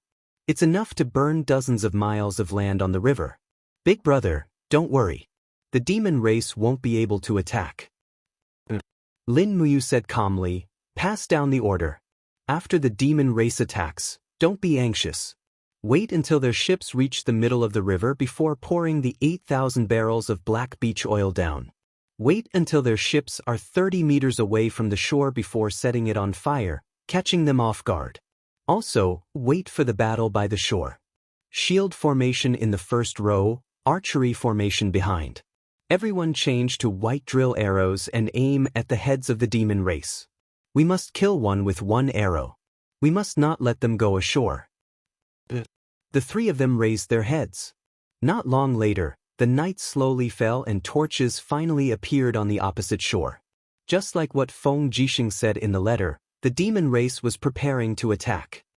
"They are going into the water." Wei Chou squinted his eyes and said as he looked into the distance. Lin Muyu's hand pressed on the hilt of the sword at her waist, her gaze cold as she looked at the opposite shore. Following the splashing sounds of water, huge wooden planks were thrown into the water. The opposite shore was densely packed. At least 5 miles of the demon race's simple and crude warships were everywhere. Luckily, the Fourth Army had enough people and the Empire's defense line was everywhere along the shore. "They're here." Wei Chou gripped the demon-devouring bow tightly, a trace of anticipation and excitement flashing through his eyes. Qin Yan's eyes were filled with deep hatred. He was different from Wei Chou. Qin Yan had personally experienced the Battle of Winterfrost City and knew the cruelty and strength of the demon race. To him, this battle was not to establish a career but to take revenge. Actually, how could Lin Muyu's heart not be like this? How many soldiers of the Empire had been buried in foreign lands and this demon army in front of her had once again stepped into human territory? If they didn't fight, they would die. The sound of water became especially dense. In the distance, a black mass of demon race warships had already crossed the river. Lin Muyu waited quietly until the other party's warships reached the center of the river. She suddenly raised her hand and said, "Wei Chou, send the signal." Wei Chou raised his hand and a rocket soared into the sky. Immediately, the soldiers on the shore all opened the oil barrels that they had prepared, and the thick smell of black beach oil filled their noses. Walala walala, a large amount of black beach oil was quickly poured into the water and spread out. The entire west bank seemed to have turned black in an instant. Dang! Lin Muyu slowly pulled out her sword, her gaze cold as she looked at the opposite side and said, "Prepare the fire." The group of soldiers all raised their torches high up. "Please don't retreat." Lin Muyu prayed softly in the bottom of his heart. They didn't disappoint him. The demon army continued to row forward with the bamboo and were getting closer and closer. Under the moonlight, Lin Muyu watched their movements from afar. She suddenly frowned and said, "Be careful of their spear-throwing attack. Raise your heavy shields." Everyone raised their shields in front of them. As expected, black shadows whizzed over in the night wind. The tyrannical and powerful spears fell on the west shore. The armor demons had such strong arm strength to be able to throw such powerful spears from over 100 meters away.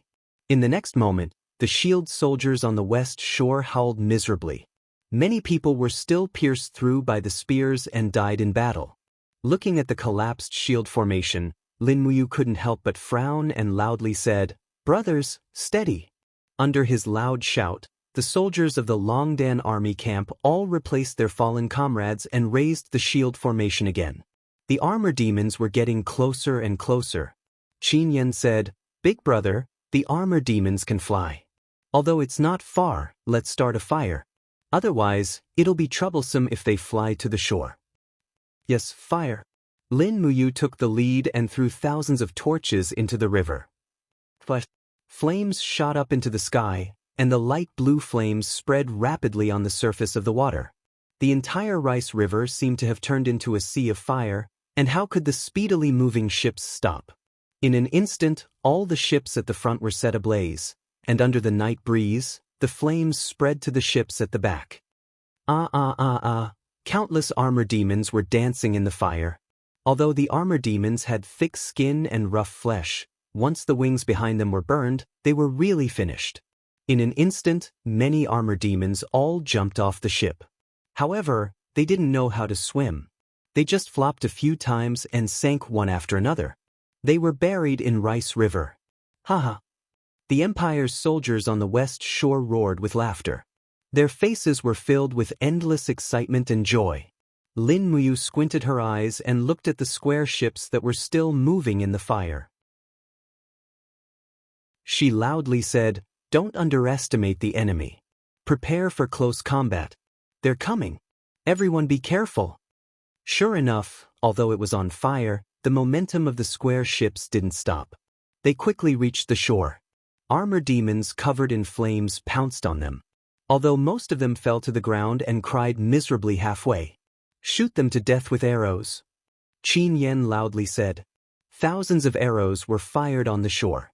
Perhaps the fire made the armor demons lose the protection of their hard armor.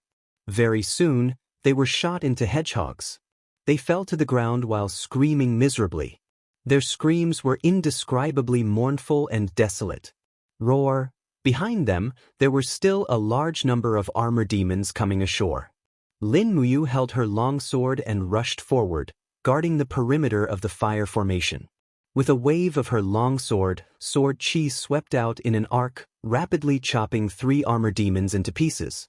Qin Yan also held the fire serpent spear and stood at the forefront, stabbing a few armor demons to death with a thrust and retraction of the spear. At the same time, the dragon scale armor on his body shone brightly, bouncing off the javelins of the armor demons. The morale of the Longdan army camp was greatly boosted. Everyone rushed forward with their sabers and tore the armor demons into pieces. However, some armor demons were very tenacious. They roared and waved their battle axes in the crowd. It was the first time for the soldiers of the Longdan army camp to feel the terror of the armor demons. When a group of people besieged and killed an armor demon, 2 or 3 people would be killed. The entire coast of Daojiang River had almost become a sea of fire. The armor demon corps launched attacks one after another. However, batches of them were shot and chopped on the shore. The tactic of the Longdan army camp was very simple. They let those unkillable armor demons enter the depth of the camp. A group of shield bearers would surround them and kill the armor demons with the help of the spearmen. In this way, the casualties could be minimized to the greatest extent. Swish! The sword light flashed past, and another armor demon's head was chopped off. Lin Muyu rushed back and forth on the shore, as if she was possessed. Suddenly, she raised her fist and directly struck out with chaos of the common life, blasting 5 armor demons that were on fire on the shore into a pile of minced meat. "Watch out for the sky!" Qin Yan suddenly looked up. As expected, many winged people appeared in the sky with longbows in their hands. They looked ferocious under the illumination of the fire. They shot arrows from the sky and killed many soldiers of the Dragon Empire. "You're courting death." Wei Chou turned around and shot an arrow into the sky, directly piercing through the heart of a winged being. He suddenly turned his body, The martial spirit's radiance flourished. After flicking away the winged being's arrows, he shot another arrow, killing another winged being. More and more archers aimed at the sky. If the winged people wanted to kill, they had to get close to the ground. However, their numbers could not be compared with the army of the Dragon Empire. Their corpses kept falling from the sky like rain.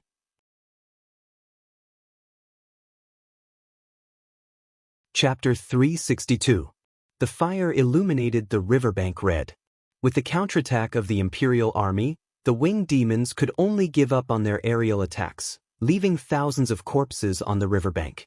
They probably didn't expect there to be so many sharpshooters in the Imperial army.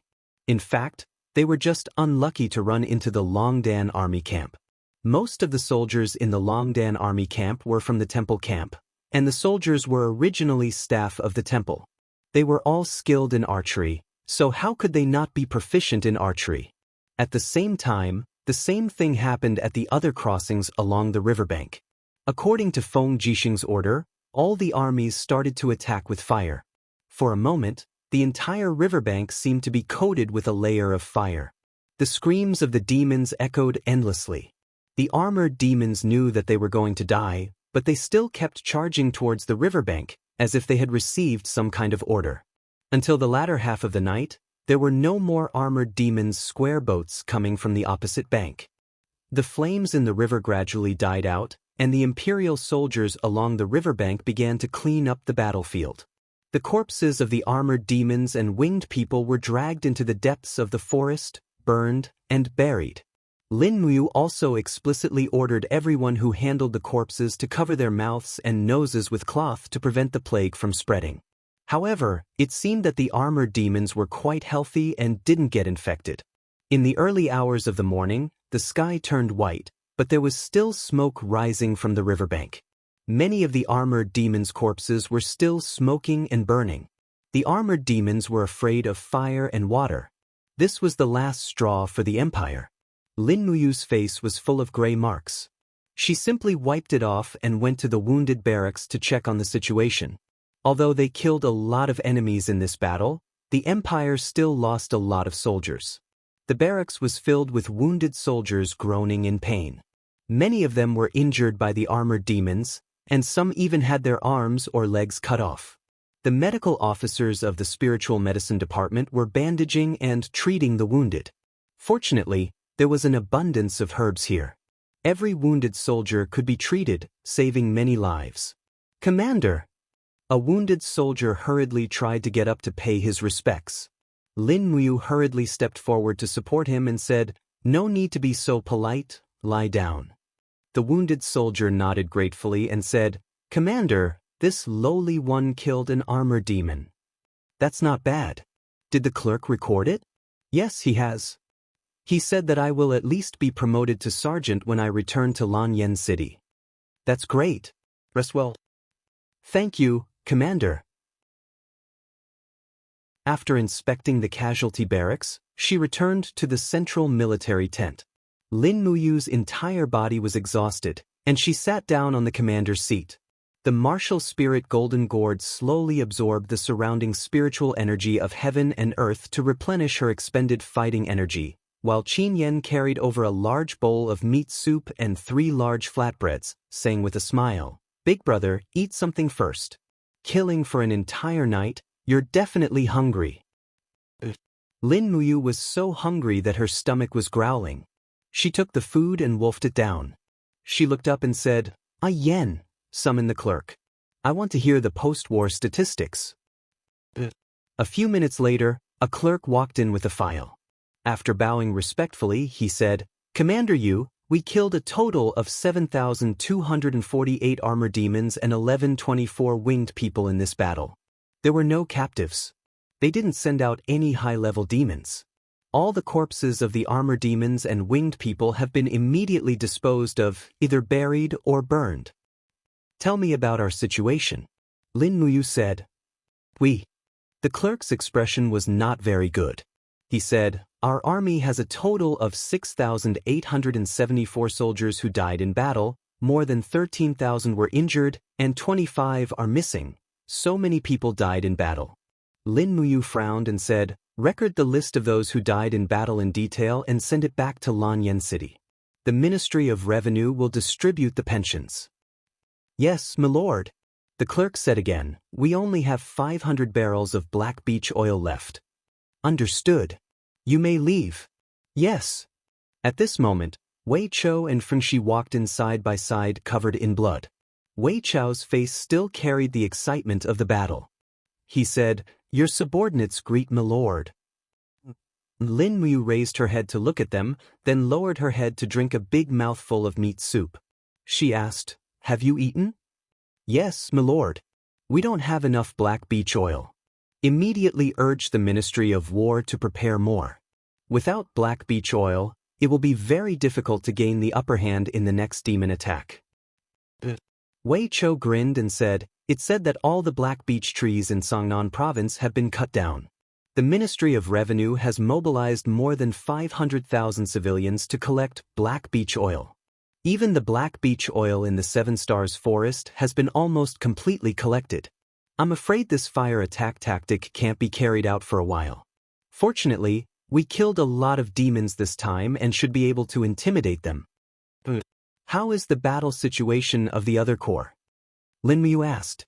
Wei Chou said, "According to the information we just received, our fourth corps has the most gains and the least losses." Lin Muyu was stunned. "How is the situation of the other corps?" Wei Chou took out the paper scroll at his waist and said after unfolding it, "The first corps led by Feng Jixing has killed more than 5,000 armor demons and lost more than 10,000 of their own. The second corps led by Su Yu has killed more than 3,500 armor demons and lost more than 8,000 of their own. The third corps led by Xiang Yu has killed more than 11,000 armor demons and lost more than 32,000 of their own. Yao Yuan and Su Long's positions are untouched. The seventh corps' Tang Lu and Tang Tian brothers have killed more than 1,000 armor demons and lost more than 9,000 of their own." "My God!" Lin Muyu couldn't help but put down the flatbread in her hand. She said in astonishment, "What is Xiang Yu doing? More than 30,000 people died?" Wei Chou said, "Lord Xiang Yu's position has been attacked by nearly 20,000 armor demons. Therefore, the losses are quite high." "Then what are the Tang Lu and Tang Tian brothers doing? They killed more than 1,000 armor demons and lost more than 9,000 of their own?" Lin Muyu asked angrily, "Are those two vegetarians?" Qin Yan said, "Big brother, the spy I arranged in the 7th Corps sent me a letter. He said that the Tang Lu and Tang Tian brothers were drinking and looking for pleasure. The day before yesterday, they were having fun with the camp concubines. They only woke up yesterday afternoon and delayed the battle arrangements. When the armor demons were crossing the river, their black beech oil wasn't completely connected. Therefore, more than 1,000 armor demons took advantage of the situation and went ashore. They could only fight in close combat. That's why they lost so many of their own." "Only 1,000 armor demons." Lin Muyu gritted her teeth. 50,000 people can drown these armor demons with just a mouthful of saliva. What are Tang Lu and Tang Tian, these two marquises, doing? They are actually playing with the camp concubines. Simply disgraceful." Wei Chou said with a smile, "Commander, calm your anger. That's right, I just received a letter. Her Highness Yin will be escorted by Zhang Wei to our Maple Forest ferry position at a later time. They will arrive around nighttime. Her Highness's intention is to inspect the 4th Corps. But from what this general sees, Her Highness is only concerned about Commander." Lin Muyu grinned. "What exactly do you want to say?" Wei Chou laughed. "This general wants to say to immediately order people to boil water. Commander should take a hot bath and go to bed early. Tonight, change into a new set of armor and go see Her Highness. Don't be rude. Isn't that right, Commander?" Lin Muyu glared at him and said, "When the two armies are facing off, be serious. Don't be so mischievous all day." "Yes, this subordinate will order people to boil water for Commander. That's right, Su Yu's position did not have any battles, so she personally led 2,000 Imperial cavalry to escort 4,000 barrels of black beech oil to us. They will arrive around the same time as Her Highness Yin. And got it. She really sent charcoal in snowy weather. Aunt Rue is reliable. Heh, then this subordinate will go down. Good. Lin Muyu wolfed down the rest of the food. When he returned to his own barracks, the water was already boiled. After taking a bath, he hurriedly went to sleep. As the commander of the frontline army, he must recuperate his spirit. Although the demon race had killed a lot of the Empire's army in this battle, it should be considered as a crushing defeat for the demon race. They would definitely not let this matter rest. In his dreams, countless silhouettes floated past. He heard weeping sounds, heard miserable howls, and seemed to hear Qin Yin's soft voice, like a young girl's yearning. He also seemed to hear Tang Xiaoxi's voice, crying loudly, as if pouring out her despair. In his dreams, the collision of the wind-cutter blade and the bloodthirsty spear appeared. He heard Xiang Yu's loud laughter, and heard Feng Jixing's angry roars. When he woke up, it was already nightfall. "Commander, dinner is ready. Shall I bring it in?" Wei Chou said outside the tent. "Then bring it in." "Thank you, Wei Chou." "Commander, you're welcome. Are there any movements from the demon race?" "No, not a single movement." "Strengthen the defenses." "Yes." At this time, outside the demon race's tent, Qian Feng's sword-like eyebrows were tightly knitted. He paced back and forth in the open space with a gloomy expression. He said to the guard beside him, "Is Her Highness still sleeping?" The guard cupped his fists and said, "Marshal Qian Feng, why don't you go back and rest first? It seems that Her Highness won't wake up for a while." "Rest? How can I rest?" Qian Feng was slightly angry and said, "We have lost nearly 30,000 armored demon warriors in this battle. This is a crushing defeat that our god race has never suffered before. You want me to rest?" The guard was silent like a cicada in winter. "Marshal, this subordinate knows his mistake? Please forgive me." Qian Feng didn't argue with him and said, "Go in and report again. Say that Qian Feng has an urgent matter and wants to see Her Highness." The guard looked embarrassed. "Marshal, please don't make things difficult for me. Her Highness the Third Prince said that no one is allowed to disturb his rest.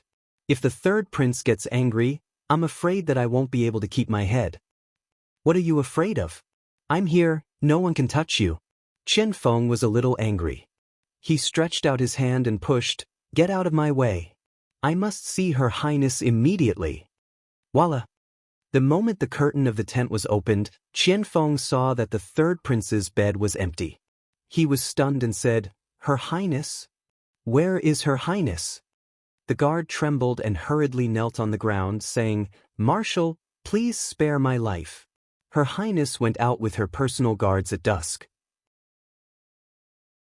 She said that she had received news that the human Empress Qin Yin had left the camp. Her Highness the Third Prince had decided to assassinate the Empress Qin Yin in the Unicorn Forest. So they have already gone. "Marshal, please spare my life. Her Highness asked me to do this." Qian Feng was so angry that his whole body trembled. "Nonsense. Simply nonsense. Do you really think that there are no experts in the human race?"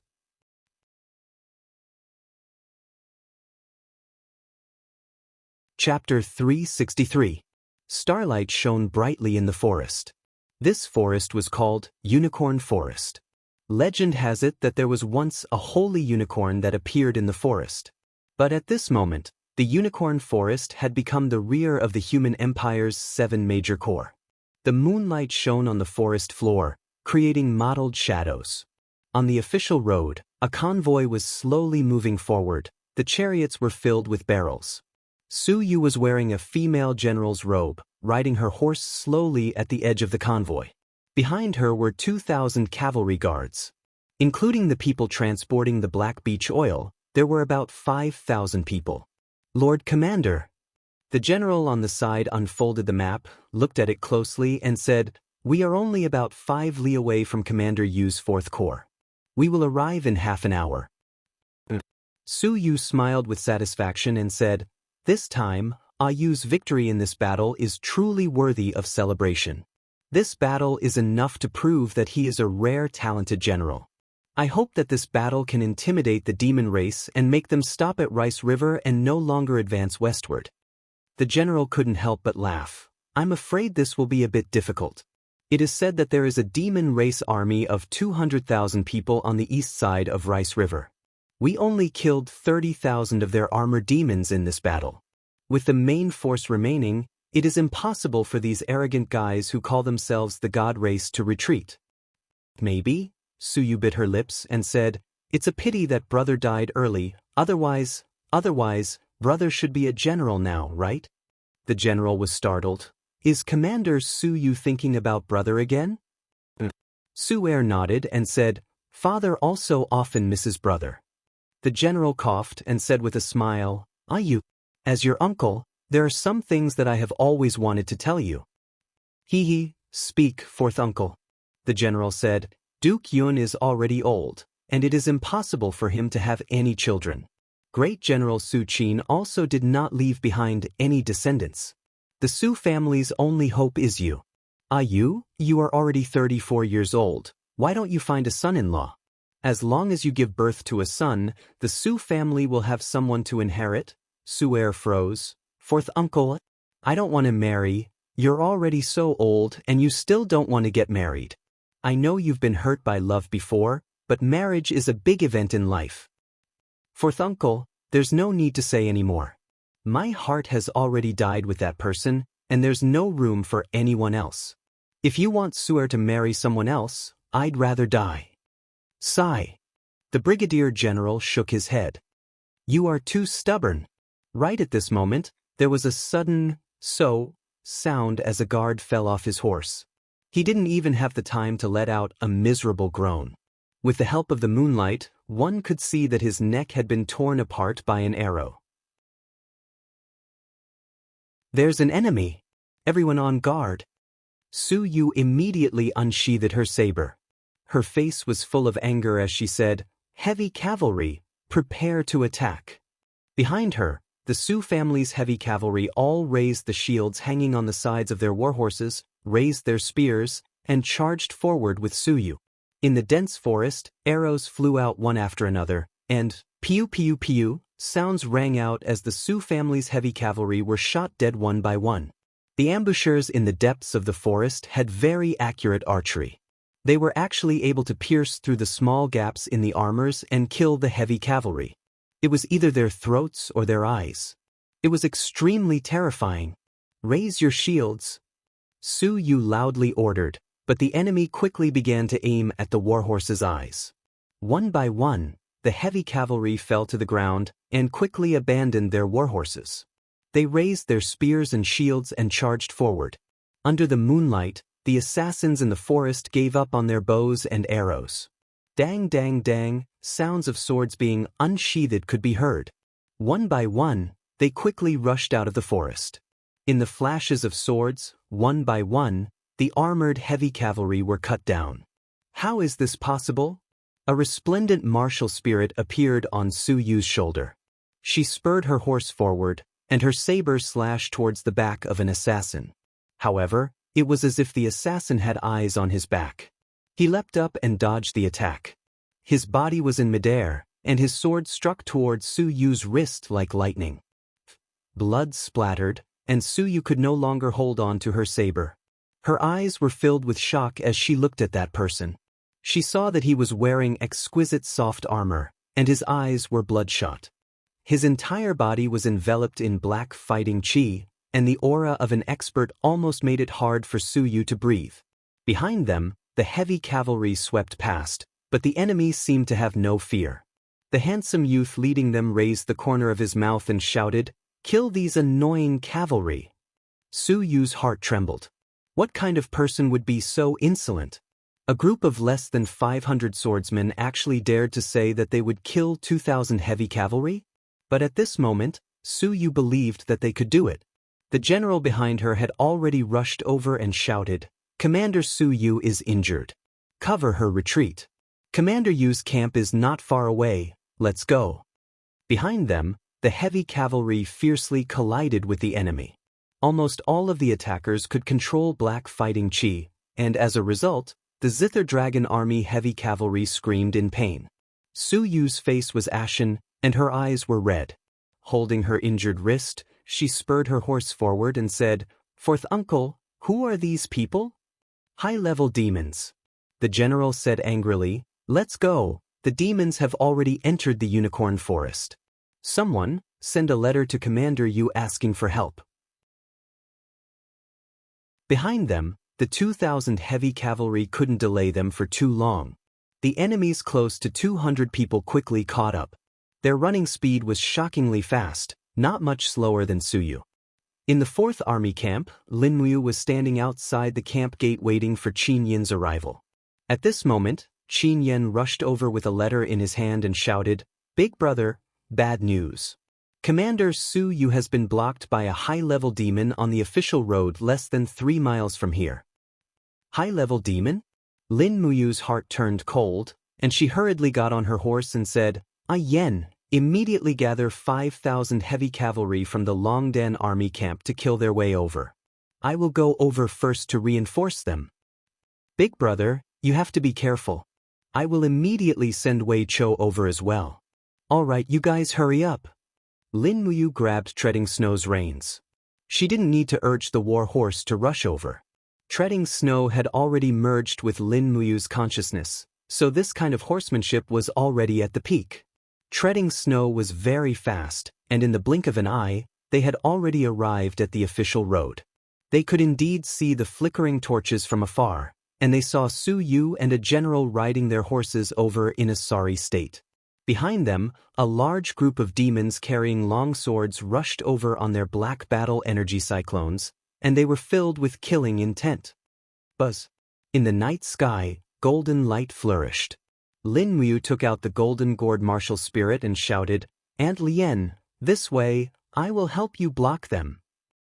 Su Yu shouted and passed by and said loudly, "Be careful, they are very powerful."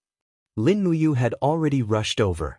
She was afraid that the war horse would be injured, so she leaped up, and the pear blossom spear in her hand was surrounded by golden god binding chains. She thrust it at the 2 demon swordsmen. Unexpectedly, these 2 demon swordsmen were extraordinarily confident.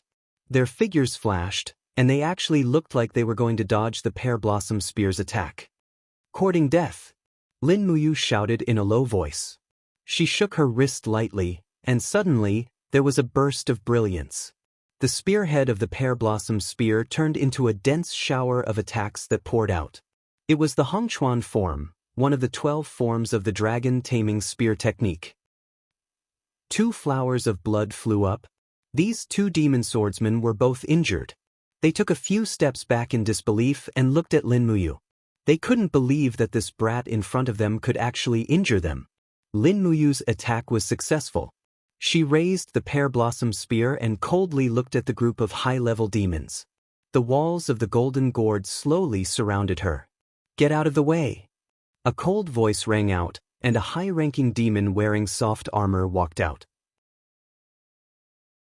He was extremely handsome, and he held a dazzling long sword in his hand. There was a fire snake beast soul coiled around the sword. It was a saint artifact. "Your Highness, be careful," the demon warrior at the side said in a low voice. Lin Muyu couldn't help but laugh. She tilted her head and looked at the demon youth in front of her, and said, "You're actually a highness? I didn't think that a dirty demon race would have a highness." "Impudent!" the youth shouted in a low voice. "I am the 3rd son of His Majesty the Demon Emperor, Fenghai." "Brat, what's your name?" "Lin Muyu." "So you're that Lin Muyu that the marshal is so afraid of?" 3rd Prince Fenghai smiled slightly. "Just nice. This time I'll bring your head back. Let's see what the marshal has to say." As he said that, his killing intent surged. He waved his long sword and quickly attacked. Lin Muyu shook the pear blossom spear, and the spearhead pierced forward like a long dragon. Dragon taming spear techniques first form, seeking directions form. The 3rd Prince's swordsmanship was very brilliant. He easily deflected the spearhead, and his body moved along the spear's shaft like a ghost. His long sword turned into a ray of light, and it was very shocking. It was too late for him to retract his spear. Lin Muyu gave a low grunt, and bolts of lightning flashed from her wrist into the spear. The spear shaft trembled heavily, and with a pung sound, the third prince was forced to slide backwards. It was the dragon-taming spear technique's thunderclap stance. Good. Lin Muyu was secretly happy. With a flick of her wrist, the spearhead turned into 3 spiraling streams of energy and went straight for the third prince's chest. The most overbearing strike of the dragon-taming spear technique's 12 forms, dragon-capturing form. The third prince roared, and the do qi in his body revolved rapidly. His long sword pierced through the air. Bang! This guy's strength was very strong. He directly shattered the dragon-capturing form, and with his advantage in strength, he crushed Lin Muyu's exquisite technique. At the same time, he opened his hand and grabbed the pear blossom spear, trying to snatch it away. Lin Muyu let go of the pear blossom spear. She raised her hand and pulled out the dragon spirit sword. She slashed down, and 3 golden arcs appeared in the air. Ding ding. The third prince had no choice but to let go of the pear blossom spear. In the end, Lin Muyu turned sideways and kicked the pear blossom spear. The spearhead immediately pierced toward the third prince's chest. The group of demon warriors were stunned. "Your Highness, be careful." Buzz! In the midst of the explosion of light, a ball of stardust energy surged in Lin Muyu's left palm, and it rapidly shot toward the third prince. Be *starred. The third prince was furious. He clasped his fists together and attacked with all his might. Bang! So strong. One strike actually shattered the attack of the star incantation's third form. However, it also exhausted the third prince's strength. Lin Muyu passed by him. In the flash of the sword, the third prince's right arm was chopped off with a crack. Blood flowed all over the ground. The third prince retreated a dozen steps and fell into the grass. His face was pale. He shouted, "Kill him! Let's go together and kill him!" Lin Muyu held the long sword majestically. Behind her came the rumbling sound of horses' hooves. The 5,000 elite cavalrymen of the Longdan army camp had arrived.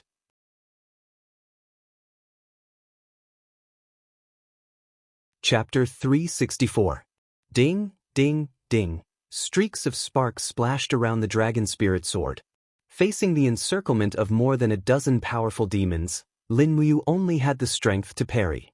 Even the walls of the calabash were riddled with holes. When she turned around, she saw Wei Chou and Qin Yan leading 5,000 heavy cavalries charging over. Wei Chou, who was at the forefront, had already drawn his longbow and shouted, "Commander, be careful!" Lin Muyu saw it clearly.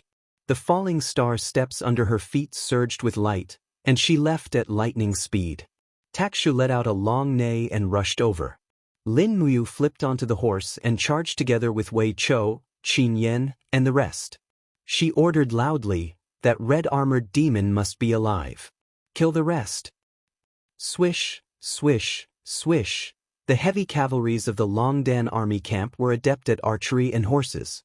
Before they got close, they had already shot a round of arrows. However, their opponents were no longer Iha country, but a group of top experts of the demon race. Many of these hundreds of people had already circulated their black demon chi. The black chi formed cyclones and blocked most of the arrows. However, Wei Chou's arm strength was too tyrannical. The white diamond arrow directly penetrated the head of a demon warrior, bringing out scorching brain matter. The third prince lost his right arm, but the expression on his face became increasingly sinister. Holding the long sword in his left hand, he shouted in a low voice, "Warriors of the celestial race, you are the pride of the celestial race. We will never die in the hands of this group of lowly humans. Charge with me and kill them all. We swear to follow your highness the third prince to the death." A group of high-level demons let out a soaring roar. Many of their eyes had already turned blood red. They were exactly the same as the person that Lin Muyu encountered at the Rice River. It could be assumed that the demon race had already tried to encroach on the human territory at that time. It was just that they lay dormant for 3 years before making their move. The iron hooves of the heavy cavalry trampled over with the force of a gust of wind and thunder. Lin Muyu switched to the pear blossom spear, and with a flick of her wrist, she unleashed the Hongchuan style. Golden god-binding chains encircled the pear blossom spear, greatly increasing its lethality. Two demons who attempted to use their black battle chi to resist were directly pierced by the pear blossom spear, turning into sieves. It was a tragic sight to behold. Wei Chou, Qin Yan, and the others pulled out their weapons and slashed wildly in the crowd, charging forward without stopping. However, these high-level demons were not like ordinary infantrymen who would sit and wait for death. They were actually attacking, killing the soldiers of the Brave Dragon Battalion along with their warhorses. Each of them was filled with killing intent, and their imposing manner was very frightening. After a round of attacks, the high-level demons had lost close to 50 people, but the Brave Dragon camp had lost at least 100 people. Lin Muyu felt a chill in her heart when she saw this. She quickly turned her horse around and charged again, shouting, "Again!"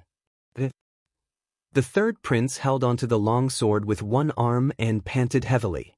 His face was pale. He finally knew how powerful this group of enemies in front of him was. This group of people were not as weak as the human armies in the Lingdong province and Tongtian province. On the contrary, they were very strong. Be it in terms of strength or willpower, they were far stronger than those people. "Your Highness," a demon warrior with a bloody hole in his shoulder said with a trembling voice, "this group of people is very powerful. I'm afraid we can no longer return to Demonic City alive." "No."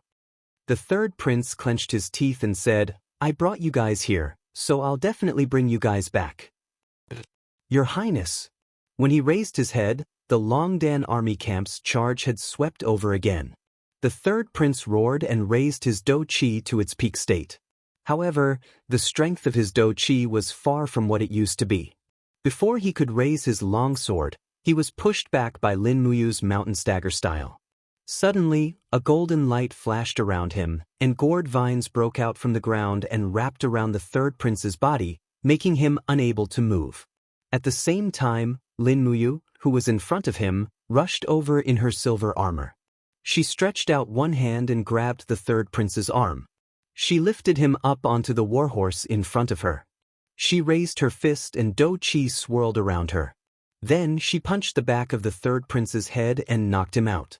Wei Chou and the rest quickly urged their horses and charged forward, attacking a group of stubborn high-level demon clan warriors once again. The result was almost the same. The demon clan lost tens of people, while the Brave Dragon camp lost over 100 people. "Change to white drill arrows," Lin Muyu said loudly. "Surround them and shoot them with arrows." After changing their tactics, the Longdan army camp no longer attacked. Instead, a group of people slowly surrounded the demons with shields. Arrows flew in all directions, and the group of demons who only had swords and no shields became living targets. They could only wait to die. The arrows pierced into their bodies, and they were either killed or injured. After a while, there was no more resistance from the demons. In the center of the encirclement of the Longdan army camp, a group of high-level demons were lying on the ground. Their bodies were full of arrows. Occasionally, a few groans could be heard, but some of them were actually still alive. "Commander, what should we do?" Wei Chou asked. Lin Muyu took a deep breath and said, "Lock the living ones and bring them back to the camp. As for the dead, bring their bodies back to the camp." Qin Yan carried the fire serpent spear and arrived in front of a demon's corpse. He stared in shock as the blood energy on this demon's body continuously condensed and finally formed a blood-red bead. He said, "Big brother, what is this?" Lin Muyu had seen this before. After high-level demons died, they would perhaps gather their spirit energy together and form this thing. She said, "Bring it together. It should be a good thing and can help humans cultivate." At this time, Su Yu and her fourth uncle walked over. Su Yu's wrist was still dripping with blood. She smiled and said, "Yu, it's all thanks to you bringing people over. Otherwise, this place would be unimaginable." "Is Aunt Lian's injury okay?" Lin Muyu took out a bottle of healing medicine and said, "This is a top-quality healing medicine. It won't leave a disability. Lin use this. And, thank you. Su Yu smiled gratefully. When she took the medicine, a trace of gloominess flashed across her face. She said, unfortunately, most of the soldiers that came with me have died in battle. These high-level demons are very powerful. They are different from the Iha country's army. Lin Muyu cupped her hands and said, I will send people to collect the bodies of the Zither Dragon Army soldiers and bury them according to the Empire's martyrs' rites. Don't worry, Aunt Lien. There are still 4,000 barrels of black beech oil over there. Bring them back as well. Okay. In this battle, the Longdan army camp had lost over 300 people. Of the 500 demons, over 400 had died and 36 were seriously injured. Including the third prince, there were a total of 37. When Lin Muyu led the group back to the city under the moonlight, she saw Qin Yin coming over under Zhang Wei's protection. The moonlight shone on her delicate face and seemed to coat it with a layer of silver light. When Qin Yin saw Lin Muyu and Su Yu walking side by side, she immediately went up and said, Brother Yu, Aunt Lien, are you all right? Who is it that is ambushing our army? Lin Muyu threw the third prince to the ground and said, It's these people. Humans? Qin Yin was stunned. No, the demon race. Shao Yin, you've seen the demon race's martial Qianfeng, right? They are almost no different from humans. If you don't open your eyes, you'll think they are humans. Wei Chou walked up and carried the unconscious third prince and said, Darren, what should we do with these demons? Treat their wounds. Don't let them die. Lock them up and watch them carefully. They are useful. Lin Muyu said. Su Yu got off her horse and cupped her fists. Subordinate Su Yu greets your highness. Qin Yin smiled and helped her up. Aunt Lien, you don't have to be so polite. Aunt Lien, you're injured. Is it serious?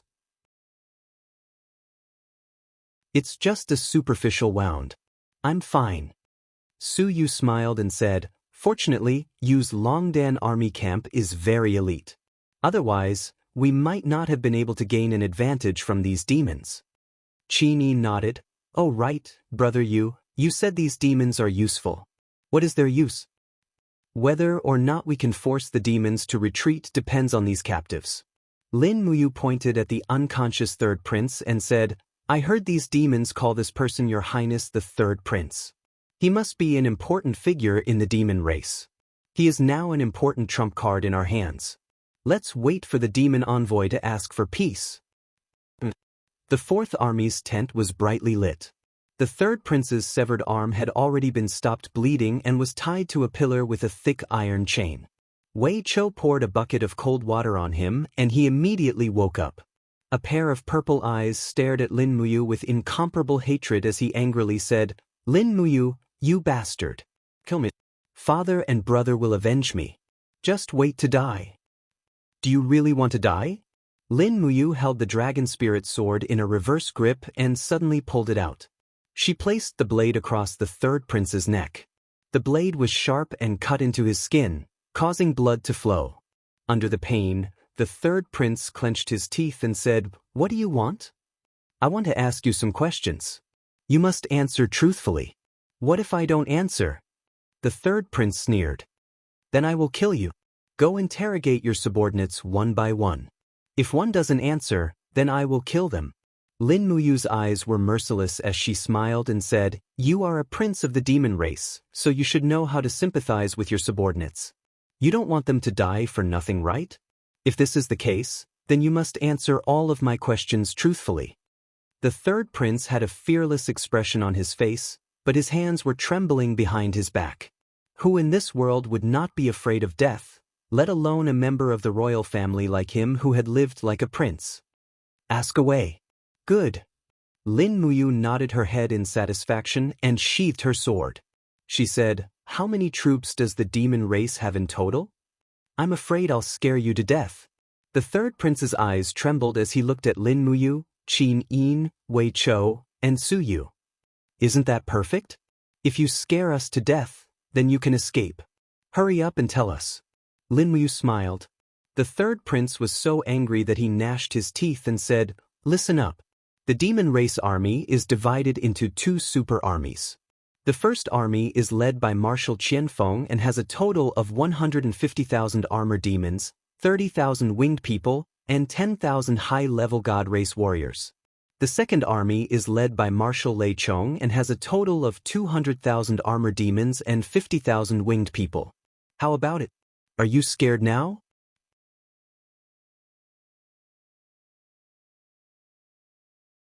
Chapter 365. Lin Muyu frowned as she became a bit scared.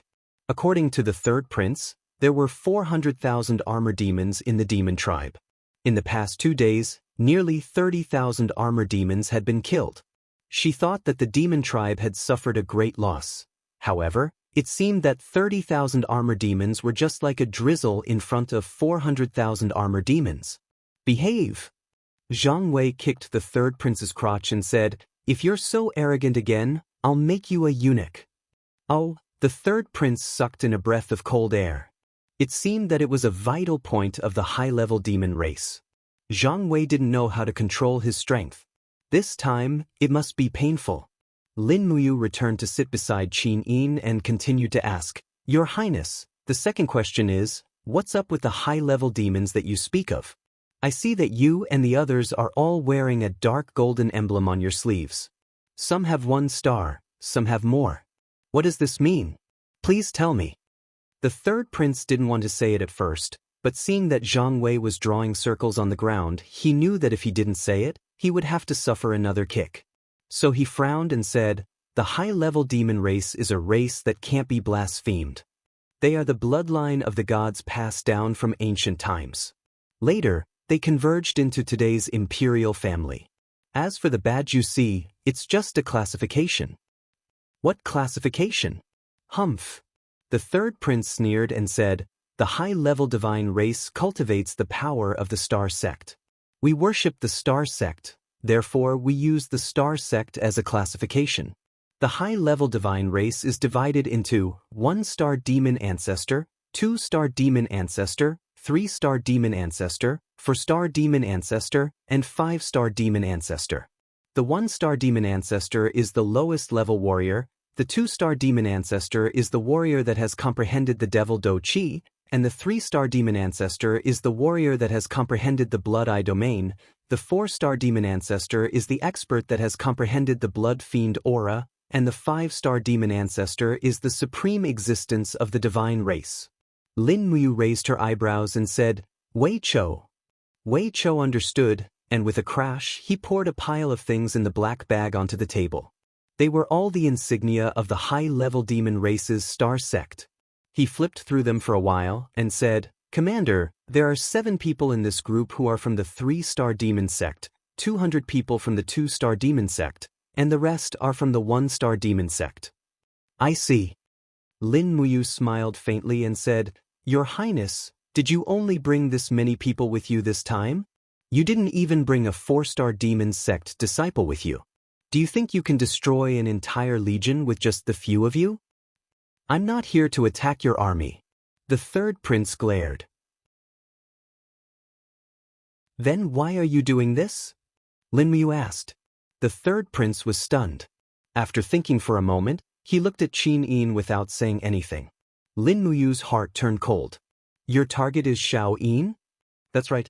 The third prince said, "As long as we capture the empress of the human race, this war will be over. It's a pity that we failed on the verge of success." "How did you get the news that the empress would come to Maple Forest Ferry?" Lin Muyu stared at the third prince's eyes and asked. "We naturally have a source of information. Tell me the specifics." "Who told you?" "I don't know. I only know that our people bribed some of your people and obtained some reliable information. That's all I know. As for who it was, I really don't know." Lin Muyu turned to look at Qin Yin, and the two of them looked at each other. They could see the astonishment in each other's eyes. There was actually a spy from the demon race in the Empire's army. Who could it be? No one knew. There was no longer any reliable information from the third prince. He was just a frivolous high-ranking demon. He thought that with just 500 high-ranking demons, he could run amok in the human race's territory. In the end, he suffered a setback. To Qianfeng, Lei Chong, and the other demon commanders, this third prince was a useless teammate. However, to Lin Muyu, the third prince's honesty and bravery was especially cute. All right. Lin Muyu clapped her hands and said, "Someone, escort the third prince away. Treat him with good food and drinks. Guard him well. Don't let anything go wrong." Wei Chou cupped his hands and smiled. "Don't worry, I will personally guard him." "That's good. Go." "Yes." Wei Chou led the third prince away. However, the third prince didn't forget to turn his head to look at Lin Muyu and said, "I eat cloud deer shank every meal. You must prepare some for this prince. Otherwise, I won't say anything else." Qin Yin looked at the third prince's back in disgust and said, "Brother Yu, what do we do now?" "I don't know either. Let's wait. When Qianfeng receives the news, he will naturally come find us to ask for people." Lin Muyu frowned and said, "Ah Yen. Yes, what orders does Big Brother have?" "Send people to the unicorn forest to cut down trees and make some wooden barrels. Secretly fill them with water and place them on the shore. We must let the demons on the west bank see it and do it in secret." Qin Yen was stunned. "Big Brother, using wooden barrels to fill water, is there any use?" "There's no other way." Lin Muyu said, "Our black beech oil has been used up. We can't let the demons know that we can't use fire anymore.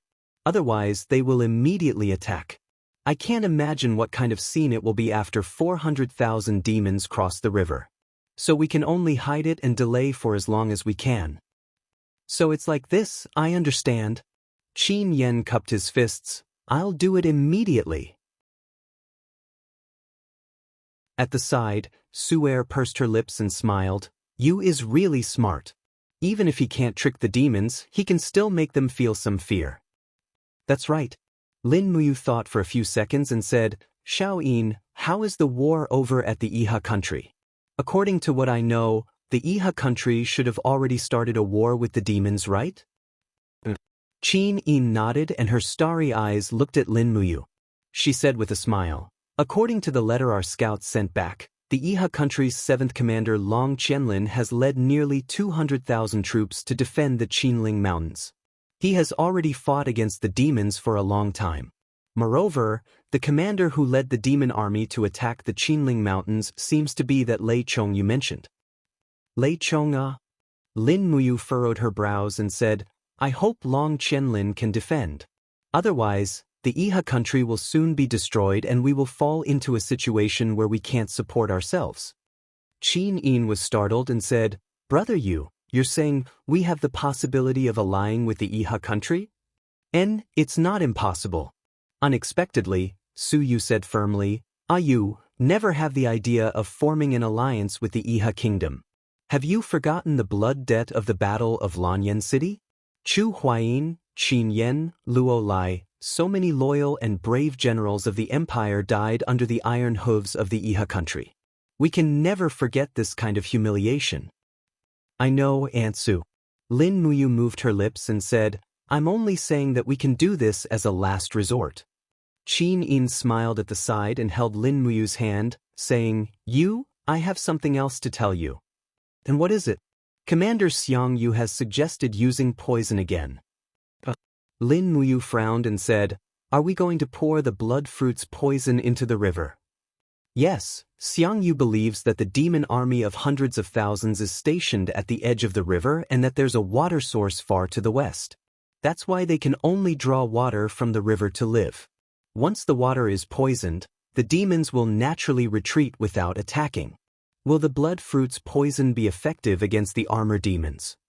Lin Muyu frowned and said, "Unless we catch an armor demon and pour the blood fruit's poison into it. If the demon is poisoned to death, then we can use this plan. Otherwise, don't use it. The river won't be able to withstand this kind of torment." "I'll tell Xiang Yu what you mean. However, it's not easy to catch a living armor demon. I'm afraid we'll need some time. Don't worry, Qianfeng will come to our camp soon." "Alright, then I'll wait here." The northern side of the Qinling Mountains was covered in mottled snow while the southern side was a fertile forest. Banners were fluttering above the Qinling Mountains with the emblem of the Iha kingdom gently swaying in the wind. Long Qianlin, clad in commander's armor, was guarding the mountain with a spear in his hand. He gazed into the distance and said with a frown, "Deputy General Liu, the demon camp seems to have moved." Deputy General Liu cupped his fists and said, "Yes, they've retreated about 5 kilometers, but they haven't gone far. This general believes that their next attack will be even fiercer. In addition, Commander, we don't have enough arrows and more soldiers are getting injured. I'm afraid we won't be able to withstand a few more attacks from the armor demons." "Yes." Long Qianlin sighed with sorrow in his eyes. "We didn't even receive 10,000 armor demon corpses and lost 70,000 men. If it wasn't for the Qinling Mountains as a natural stronghold, I'm afraid we would have been breached by the demons a long time ago." Deputy General Liu said, "Commander has done his best, there's no need to blame yourself. How's the situation over at the Empire? Our people sent over a letter not long ago." Deputy General Liu said respectfully, "The Empire's 300,000 troops are defending along the Daojiang River against the 1st Demon Legion. They used the fire attack that Lin Muyu suggested. In the battle last night, they killed more than 30,000 armor demons and thousands of winged people, but they lost nearly 100,000 men. But the power of this battle has made the 1st Demon Legion not dare to make any more moves." Long Qianlin's face revealed a touch of relief. "With Lin Muyu and Feng Jixing around, I'm afraid it won't be easy for the demons to conquer the Empire's territory. Fortunately, the Empire reduced the defensive pressure by half for us. Otherwise, I'm afraid we won't be able to defend the Qinling Mountains." Deputy General Liu said, Commander's secret order has long said that if there's a chance, we can make a small move to make the Empire's army collapse on its own." "What?" Long Qianlin was startled. "Commander wants to let the demons occupy Lanyan City?" Deputy General Liu's eyes were stern. "After all, the demons' hatred for our Iha country is far less than the Empire's hatred for us." Long Qianlin.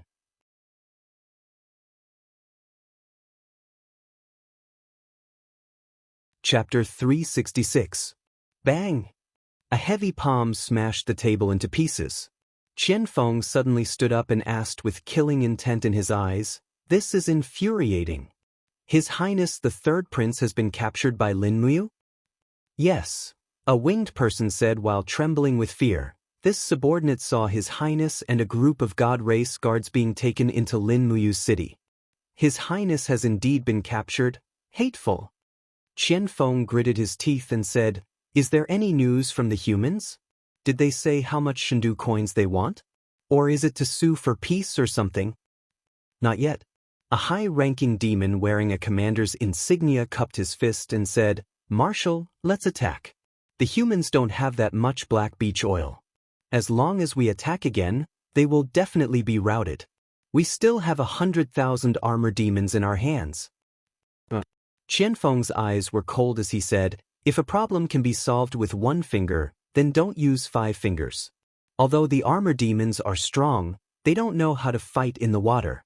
It's not easy for Shendu to train these armor demons. I don't want them to die in vain." "Then Marshal, what do you mean?" Qianfeng squinted his handsome eyes and said, "They have captured our 3rd prince. We will capture important people who are easy to capture. Think of a way to lure Tang Lu and Tang Tian out of the city and find a chance to capture them." The demon general faintly smiled. "Tang Lu and Tang Tian have nothing to do all day. After the defeat, they only thought of dispatching troops from Tsangnan province. Apart from this, they hunt in the Unicorn Forest to seek pleasure. It is said that the 2 brothers are still looking for beautiful women in the nearby villages. Leave this matter to this general to handle." "No, I will go with you. Be quick. Let's go now." South of the 7th Army, in the middle of a fertile forest, many villages and towns under the jurisdiction of Tsangnan province were scattered in the depths of the forest. Some were extremely prosperous, and even had a population of tens of thousands. On a small road in the countryside, a group of carriages slowly moved forward. A group of 7 Seas city cavalry escorted 2 people wearing commander's armor. They were precisely the 2 brothers, Tang Lu and Tang Tian. Tang Lu's arm was wrapped in gauze, and some blood was seeping out. He grabbed the reins and looked at the wound. He frowned and said, Those damned devils, they almost chopped off one of my arms. They deserve to be burned to death. Tang Tian said, "Second brother, we lost close to 10,000 men this time. I wonder if Her Highness Yin will punish us." The corners of Tang Lu's mouth curled up, and he said with a smile, "Don't worry, our Seven Seas city has a strong army and a large population. Moreover, our businesses are extremely flourishing, and Her Highness Yin is still relying on our Seven Seas city. So long as grandfather is alive, Her Highness Yin won't do anything to us. Don't forget that the 3rd Legion's commander, General Jianghu, is also one of us." "That's true." Tang Tian smiled slightly, looked at the carriage behind him, and said, "This time, I only spent less than 300 Jin coins to buy an absolute beauty. To think that there would be such a beauty in this wilderness, it's truly unexpected." Tang Lu said, "Grandfather said that cultivators must not be obsessed with women. Third brother, I think you should restrain yourself a little. Didn't second brother also buy a woman to serve in the camp? I only bought one, unlike you, who bought 5 in one go. Can you even use them all?"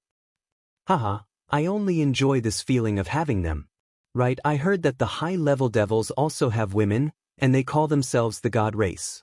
Moreover, each and every one of their figures are first class. If there's a day that we can defeat the devils, we can also snatch a few devil women back to play with. What do you think, second brother?" Tang Lu's gaze was frivolous. "Ha, you brat, you only know how to enjoy yourself. Wait until we annihilate the devils, then we'll talk about it. What do you want to play with?" Right at this moment, a cold arrow suddenly shot over from afar. Pooh! The leading Chiliarch fell from his horse in response, his throat already pierced. Tang Lu's gaze turned cold as he shouted in a low voice, "Who dares sneak attack our Tang clan's convoy?" There was no response from the people in the forest, only cold arrows shot out, and the cavalry in the front fell from their horses one by one. In the blink of an eye, there were close to 100 casualties. "Bastard!" Tang Lu's gaze turned cold, and the battle chi around his body exploded. He leaped from the back of his horse and flew over. Raising his palm, golden starlight gathered in his palm as he shouted, "Get out here for me!" Star Sacrificial Seal. Bang!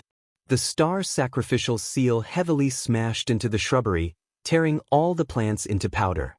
However, just as the dust filled the sky, a person rushed over like lightning, and a sharp sword swept across. Ding! Tang Lu's sword had already been unsheathed, but he was forced to retreat several steps by this attack. Blood spurted out from his mouth. He had actually suffered internal injuries in just one exchange. The battle chi in his body was surging chaotically, and he couldn't even use the second star sacrificial seal. The attacker was a handsome demon commander. He wore 5 golden stars on his collar. The corner of his mouth curled up as he said with a smile, "Tang Sek's Firefox seal is only easy to..." "Bastard!" Tang Lu shouted, and his long sword swiftly slashed out as he asked, "Who are you?" "The God Race's 1st Legion's Marshal, Qianfeng." Qianfeng only smiled faintly. He suddenly opened his left hand, and a blood-colored chi wave surged out, forcibly suppressing Tang Lu's long sword. It was the demonic blood breath. This aura was so powerful that Tang Lu couldn't resist it at all. His body was flipped along with the blade of the sword, and it was as if he was being played in the palm of Tang Lu's hand. "Break!" Qianfeng lightly shook his palm, and the power of the demonic blood breath surged out, instantly knocking Tang Lu unconscious. He didn't say anything else, and he rushed toward Tang Tian, who was in the middle of the cavalry. Tang Tian's cultivation was lower than Tang Lu's, and he was so frightened that his face turned aghast as he shouted, "Protect me!" Dozens of Tang Sek's cavalry rushed forward, but how could they be a match for Qianfeng? Buzz! An invisible domain pressure descended on the surroundings, and it immediately caused the cavalry who were charging forward to freeze.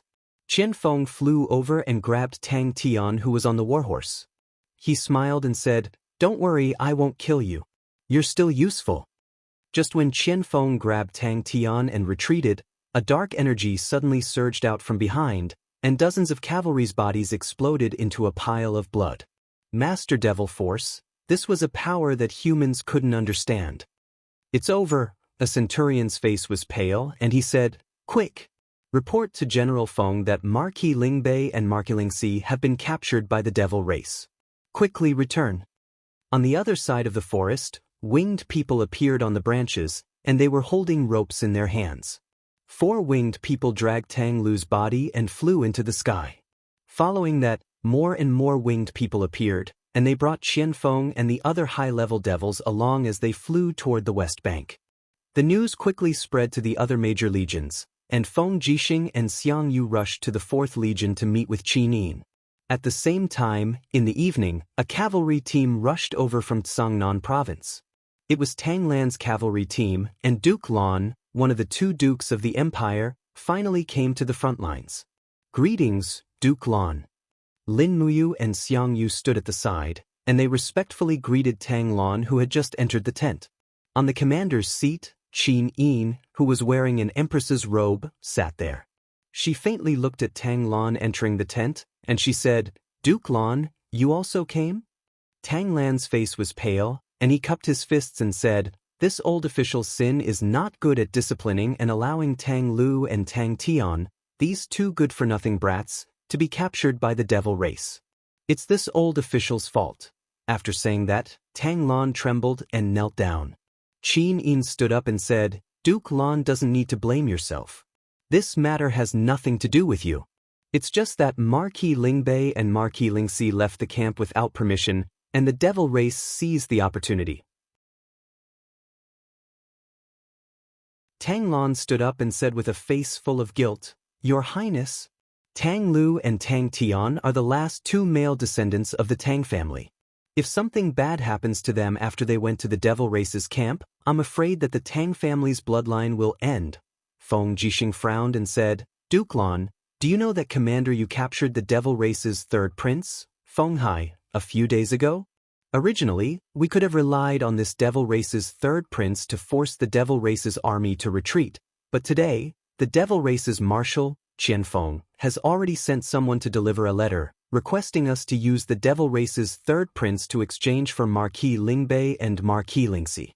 I'm afraid that this deal will ruin our good situation." Tang Lan looked up to the sky and sighed. If this is really the case, for the sake of the empire's fate, this old official earnestly requests your highness not to agree to the devil race's conditions and let them retreat. As for Tang Lu and Tang Tin, let them resign themselves to fate. Duke Lan. Qin Yin smiled and said, "How can we let Duke Lan die without descendants? Don't worry, I've already agreed to Qianfeng's conditions. Tomorrow at noon, we'll exchange for the 2 marquises on this river." Tang Lan was stunned. "What do you mean?" Xiang Yu cupped his fists and said, "Duke Lan, His Highness has already spoken with Qianfeng's envoy. Tomorrow at noon, we'll each send a warship to exchange people at the center of the river. Both sides can only send 3 people to escort the prisoners, no more." Xiang Yu took a deep breath and said, "His Highness has decided to let this general, Feng Jixing, and Lin Muyu escort the devil race's 3rd prince together and seize the opportunity to kill Qianfeng." Tang Lan muttered to himself, "I'm afraid that Qianfeng isn't an idiot and won't be tricked so easily, right? That's our advantage." Feng Jixing said with a smile, "Our warships can send over 100 people, so there's no need to talk about trust with the devil race. If we can kill Qianfeng this time, the demon army will definitely retreat. We have no other choice but to go all out." Tang Lan said, "Then we'll have to trouble General Feng and Commander Yu." Feng Jixing and Lin Muyu cupped their fists at the same time, but their hearts were filled with apprehension. After all, no one had truly experienced Qianfeng's strength. But just as Feng Jixing said, they could only do their best. Feng Jixing, Lin Muyu, and Xiang Yu were publicly acknowledged as the top figures in the imperial army in terms of cultivation. If even these 3 couldn't kill Qianfeng, then it could only mean that the demon race's luck hadn't run out yet.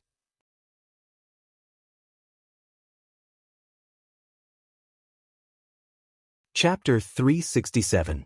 At night, the camp of the 4th Legion was brightly lit. As one of the 2 dukes of the empire, Tang Lan had a distinguished status. Her tent was arranged beside the Empress Qin Yin's. The candlelight swayed slightly. Tang Lan put away the scroll in her hand, turned to look at Jianghu, who had just entered the tent, and said, "You're here." Jianghu had a respectful look on his face. "Duke Lan, our people have already been swapped around the tent. Speak, it's fine." "Yes."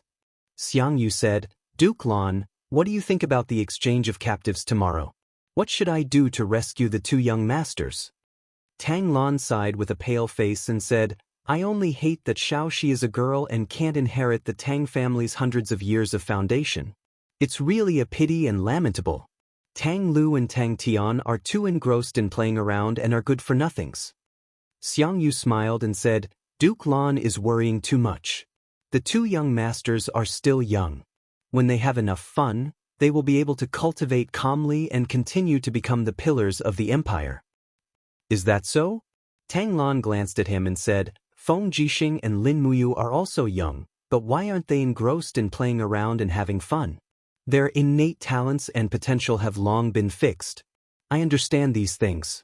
At present, we can only hope that they can come back alive and give birth to 1.5 children for the Tang family. At least it won't be to the extent of, they seem to have children a long time ago. Those are all illegitimate children and are not legitimate."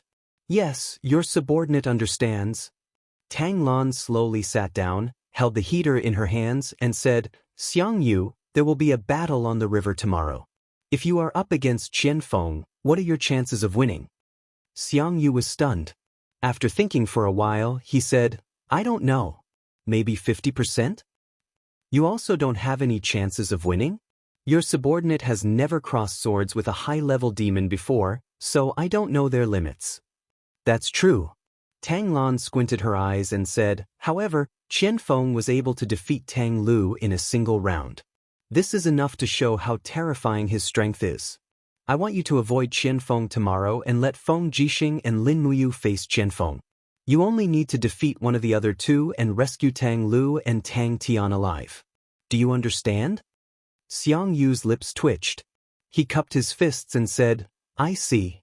Master Lan means, it would be best if Qianfeng could kill either Feng Jixing or Lin Muyu, right?" "Yes, it's best to kill both of them together." A trace of ruthlessness flashed across Tang Lan's eyes. "As long as Feng Jixing and Lin Muyu are still alive, they will continue to strengthen the Empress's military power.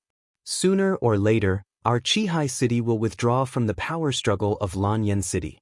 Yes, this subordinate understands. Rest assured, Duke Lan." "All right, rest early tonight. Go ahead." Not far away, in another tent, candlelight gently illuminated the surroundings. This was Lin Muyu's commander's tent. Due to Qin Yin's arrival, the candlelight seemed to have become warmer.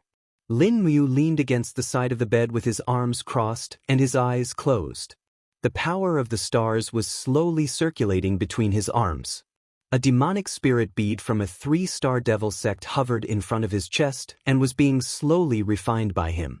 The power of the demonic spirit bead was extremely tyrannical and was also the biggest weakness of the devil race. The demonic spirit bead of a high-level devil race could be refined by humans. This seemed to mean that if the devil race didn't exterminate the humans, it would definitely be the humans exterminating the devil race. Qin Yin sat on the side of the bed. The Empress's robes were scattered on the bed.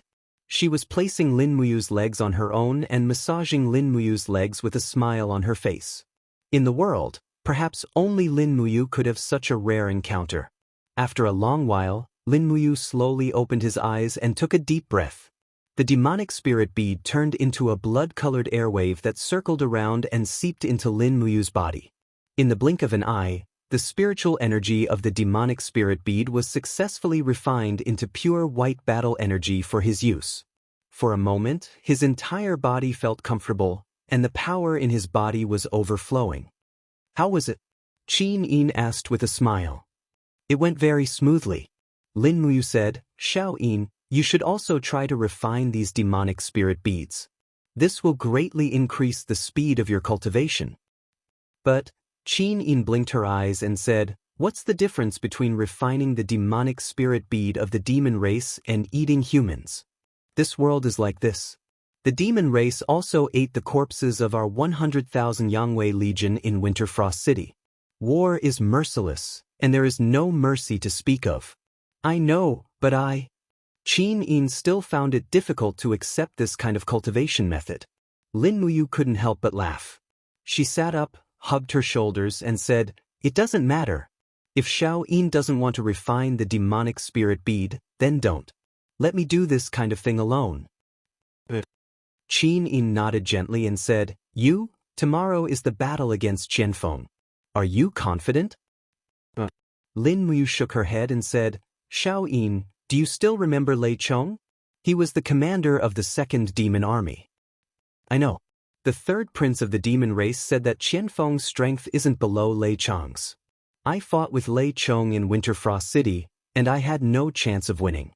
If I had to force a chance of winning, I don't even have a 20% chance of winning against Lei Chong. But tomorrow, there will be Big Brother Feng and Xiangyu. If the three of them join forces, it's hard to say." "I don't think Xiangyu will join forces with you." Qin Yin looked at him with watery eyes and said, "Anyway, you have to be careful tomorrow. Tang Lu and Tang Tian can die, but nothing must happen to you." This doesn't sound like something Her Highness would say. "I'm talking to you as Xiao Yin now." Qin Yin looked at him with her beautiful eyes and said, "In short, I don't want anything to happen to you. You must come back safely." "Don't worry." Lin Muyu nodded. "It's getting late. Let me send you back to rest." "All right." Thus, after sending Qin Yin back to the Empress's tent, Lin Muyu returned to his own barracks. His love for Qin Yin didn't seem to have much desire. It was just based on feelings and etiquette. It wasn't that he didn't want Qin Yin, but it wasn't the right time. He didn't want to be disturbed by all these things. After all, there was still a battle of life and death waiting for him the next day. The next day noon, Qin Yin, dressed in a dark blue cloak, arrived at the riverbank. The officials surrounded her, and the cloak fluttered slightly. The golden embroidery on it looked like a dancing golden butterfly. Tang Lan stood beside Qin Yin and said, "Your Highness, it's all my fault." Qin Yin pursed her lips and smiled. "Don't blame yourself, Master Lan. Otherwise, I really don't know what to say. Now, we can only pray for Commander Yu, General Feng, and Commander Xiangyu." Wei Chou looked calm. He held a longbow in his hand and led a group of soldiers from the Longdan army camp into the cabin quietly. He looked up at Lin Muyu on the deck and said, "Commander, remember to give me the secret signal when you need us to make a move." "There's no need for the secret signal." Lin Muyu smiled. "Once we start fighting, I'm afraid we won't be able to keep the ship. You and everyone should be careful. After we fall into the water, just use the white drill arrows to reinforce us." "Yes, I understand." On the deck, Lin Muyu, Feng Jixing, and Xiangyu stood side by side.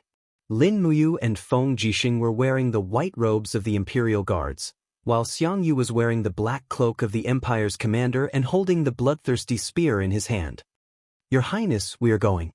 Feng Jixing bowed and said. Lin Muyu and Xiangyu also slowly bowed. Qin Yin took a step forward and stood on the shore. She bowed to the three of them and said with a smile, "I wish the three generals a smooth and victorious return." "Thank you, Your Highness." Set sail. Under Feng Jixing's command, the oars slowly swayed, and the warship quickly left the port, heading straight for the opposite shore. The war drums rumbled, and on the opposite shore, a boat was obtained from an unknown place. It was just a medium-sized fishing boat, and even if it was filled to the brim, it wouldn't be able to fit 30 people. In the distance, Qian Feng stood on the bow of the ship with a sword in his hand. His eyes were cold, and behind him were two demon experts wearing black soft armor. Their chests were inlaid with the dark gold star sect insignia. Each of them was a 4-star sect expert. They were probably much stronger than Feng Hai, who was a 3-star sect expert. Xiangyu gripped the bloodthirsty spear tightly and said with a smile, "This Qianfeng really has the demeanor of a grandmaster. He is an expert that can't be ignored." Feng Jixing smiled slightly. "Lord Xiangyu is known as the Empire's god of war, and he is known to be invincible. I will leave this Qianfeng to you." As for the other two 4-star sect experts, leave them to me and Commander Yu. General Feng's words are wrong. Jianghu smiled. Everyone knows that General Feng has stepped into the Saint Realm and reforged the Windcutter blade. Right now, he can be said to be a sharp blade, and Commander Yu is a peerless genius with dual martial souls, the Golden Gourd and God-binding lock. No matter what, this Chen Feng is not someone that I, Jianghu, can fight, right? Feng Jixing sneered. He knew that Jianghu would not challenge Chen Feng. No matter how arrogant he would not suffer this kind of loss. All right then, Feng Jixing said indifferently. In a while, Commander Yu and I will challenge Chen Feng. Commander Jianghu only needs to rescue the two Tang clan young masters. Yes, this subordinate obeys. Jianghu cupped his fists and put on an obedient appearance. Lin Muyu only sneered inwardly. Jianghu had no intention of killing Chen Feng here at all. What he wanted was nothing more than for her or Feng Jixing to lose one, or both of them to die in the middle of the river, right? Fortunately, there were still 100 elites from the Longdan army camp in the cabin. When the time came, they should not be defeated by a barrage of arrows. Lightly pressing her palm on the sword at her waist, Lin Muyu said softly, "We are arriving soon." In the middle of the river, the warship stopped at the same place. In the distance, Chen Feng's medium-sized fishing boat also slowly swayed over. He looked over with a smile and said, "Commander Feng Jixing, we meet again." Feng Jixing cupped his fists and smiled. "Marshal Chen Feng, where are our two young masters? Men, bring them up." After Chen Feng gave the order, two demon warriors pushed Tang Lu and Tang Tian out. They looked fair and plump, and they didn't suffer any hardships.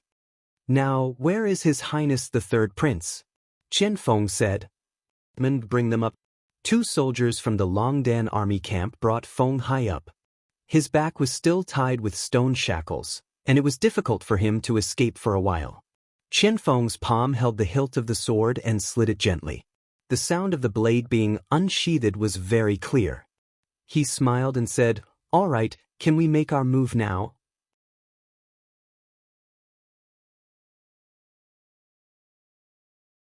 Chapter 368. It's too direct, I can't accept it for a moment. Feng Jixing's handsome face was full of smiles. As he spoke, he had already unsheathed his wind cutter. The purple electric flame wolf martial soul circled around his body, and his fighting aura instantly rose to its peak state. His fighting aura spun rapidly around his palms, turning into a whirlwind fighting aura. This was an ability unique to the first layer of the Saint Realm. The destructive power of the whirlwind fighting aura far exceeded that of ordinary fighting aura. This was one of the advantages of the Saint Realm. Jianghu raised his fighting aura almost at the same time, and a domain descended in the surroundings. Immediately, the two ships stopped moving at almost the same time. Instead, the water level in the middle of the river dropped rapidly under this invisible pressure, quickly forming a basin-like whirlpool. Lin Muyu hadn't stepped into the Saint Realm yet, but her power was in no way inferior to Feng Jixing and Jianghu. The dragon spirit sword shone brightly, and the light of the god-binding chains flowed around the sword. She suddenly opened her left hand, and a huge golden gourd wall appeared in front of the warship. She said in a low voice, "Big brother Feng, let's go together, Jianghu will snatch her." But Lin Muyu pushed the gourd wall and leaped forward. She raised her sword, and a starlight appeared on the dragon spirit sword. The starlight merged with the sword chi, and she slashed out. Chen Feng couldn't help but laugh. "I'll deal with Feng Jixing, the left general against Jianghu, and the right general against Lin Muyu." The right general was a 4-star demon ancestor. He wore soft armor and covered his nose and mouth, revealing only a pair of light purple eyes. However, his eyes were full of ferocity, as if he couldn't wait to tear Lin Muyu to pieces with his eyes. The blade in his hand spun slightly and flames rose.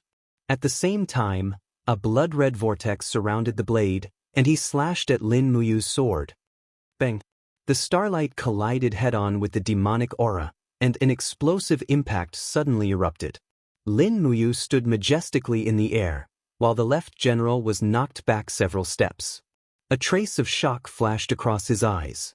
He probably didn't expect there to be such a strong human. Again, the hostility in his eyes grew stronger and stronger. His long sword attacked like lightning, but Lin Muyu blocked it with the wall of the gourd and the blade of the sword. She felt that the general of the right swordsmanship was very brilliant. Each sword was faster than the previous one, and the strength was also stronger than the previous one. It was like a continuous river. Under the rapid attacks, Lin Muyu's defense naturally showed flaws. The general of the right shouted. As a 4-star devil ancestor, he naturally would not let go of such an opportunity. His long sword was like a venomous snake as it drilled toward Lin Muyu's ribs. Lin Muyu saw it clearly. Her body spun rapidly, and at the same time, she avoided this attack. Her dragon spirit sword clasped the hilt of the general of the right sword. Her left fist was filled with the true dragon essence fire and the profound energy of the true dragon arm holding a resplendent star. She smashed it toward the general of the right's back. A dense force attacked from behind, and the general of the right naturally had to guard against it. He held the hilt of his sword tightly with both hands and pulled away from Lin Muyu's restraint. At the same time, he roared, and a blood-colored cyclone quickly condensed behind him. It was another extremely tyrannical demonic aura. Bang! The blood-colored cyclone, the true dragon essence fire, and the power of the star burst out together, forming a flaming wave that rushed out. Lin Muyu's arm was in pain from the impact. If this 4-star devil ancestor was so powerful, then wouldn't the 5-star devil ancestor, Qian Feng, be even more powerful? Raising her head, she saw Feng Jixing and Qian Feng's swords clashing together. The raging cyclone aura and the demonic aura instantly exploded. The power was so strong that the two boats on the surface of the water could not withstand this kind of pressure. With two ping-ping sounds, the boats broke apart. Wei Chou and the others quickly fell into the water. At the same time, they could see that there were also dozens of devil race experts hidden in Qian Feng's boat. Wei Chou, kill! Lin Muyu ordered loudly. At the same time, her body fell into the water. She quickly raised her battle energy and filled her feet. The airflow surged on the surface of the water, and she forced herself to not fall into the water. Not far away, the general of the right also stepped on the surface of the water. His eyes had already turned blood red. That was the power of the blood eye domain. Boom! Xiang Yu's powerful primal chaos energy exploded in the crowd of devil race. At the same time, it coordinated with Wei Chou and the others' white diamond arrows. A few devil race warriors quickly fell to the ground and died in battle. Xiang Yu rushed forward and grabbed Tang Lu and Tang Tian with each hand. He shouted, "Send the two young masters back first." As he said that, he spun around twice like throwing sandbags and directly threw Tang Lu and Tang Tian to the west bank. They flew for close to 100 meters and landed in the shallow water. Capture the third prince of the devil race, Wei Chou said anxiously. However, Qian Feng naturally would not let him do that.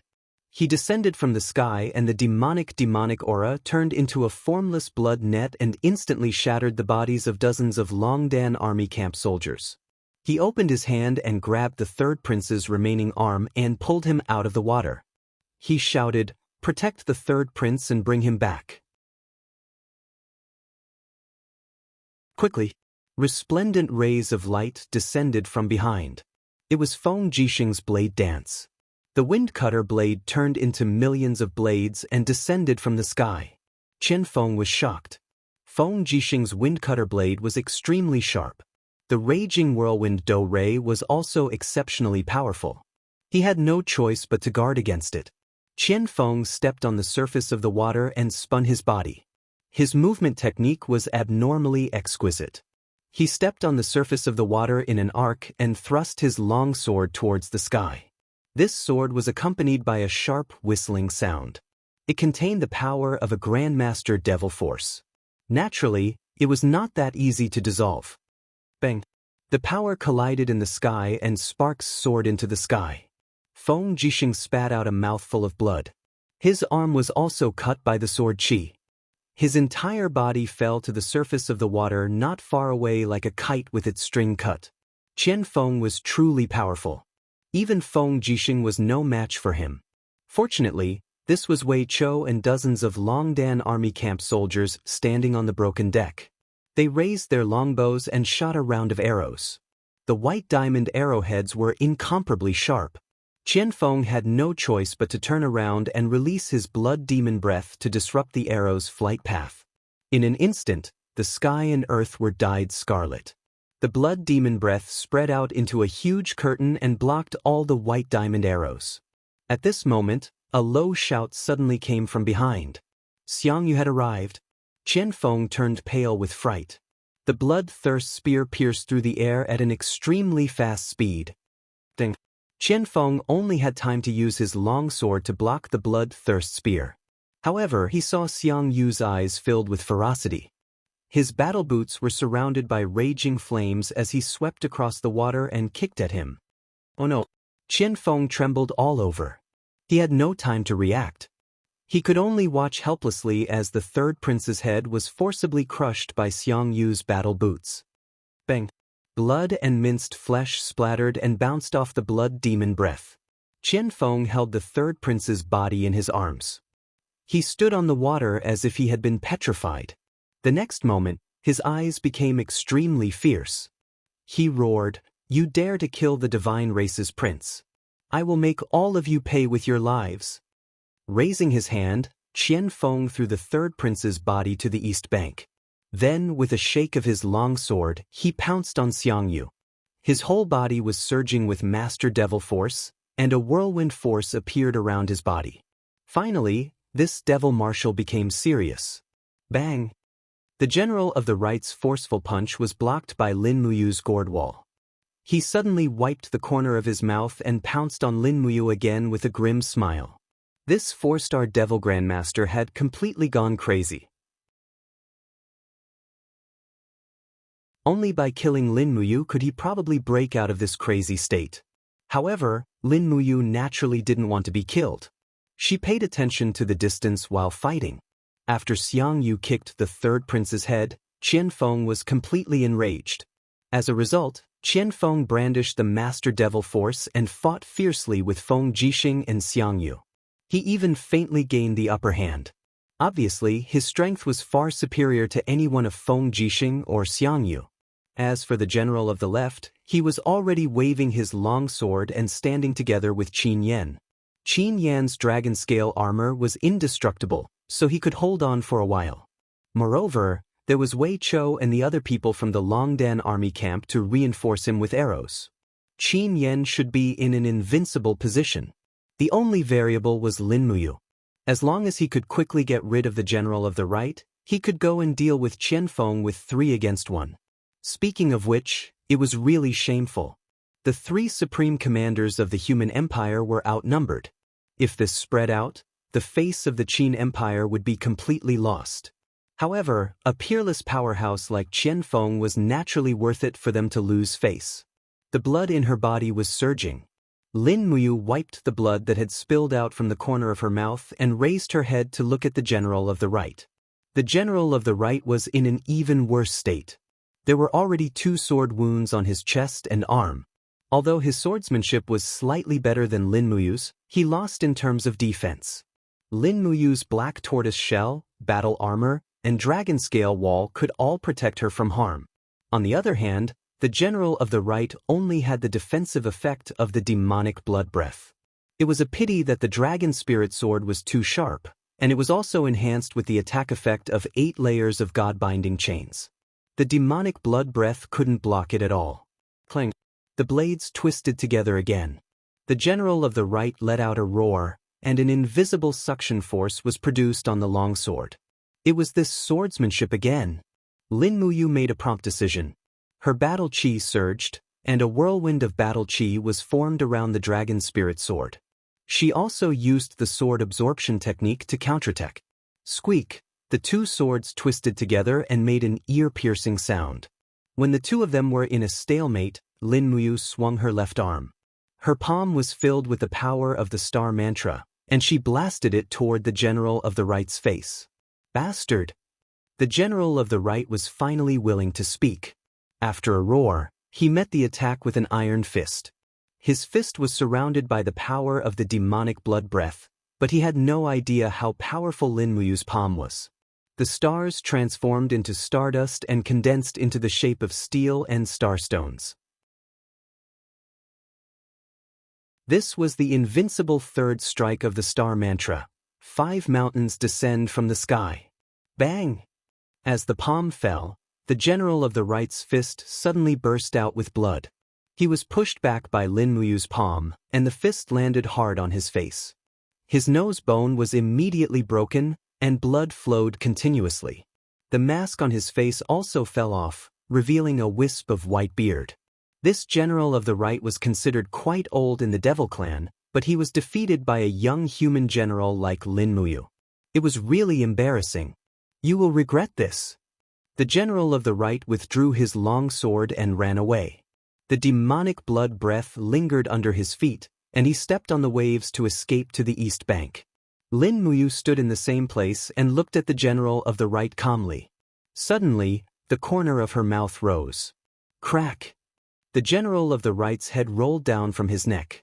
Under the sunlight, the shadow of a flying knife was reflected on the water surface. The invisible demonic noise knife had once again performed a meritorious deed.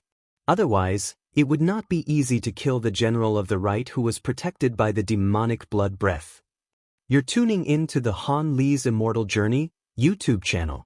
Don't forget to subscribe and join us on this journey to catch the most captivating stories.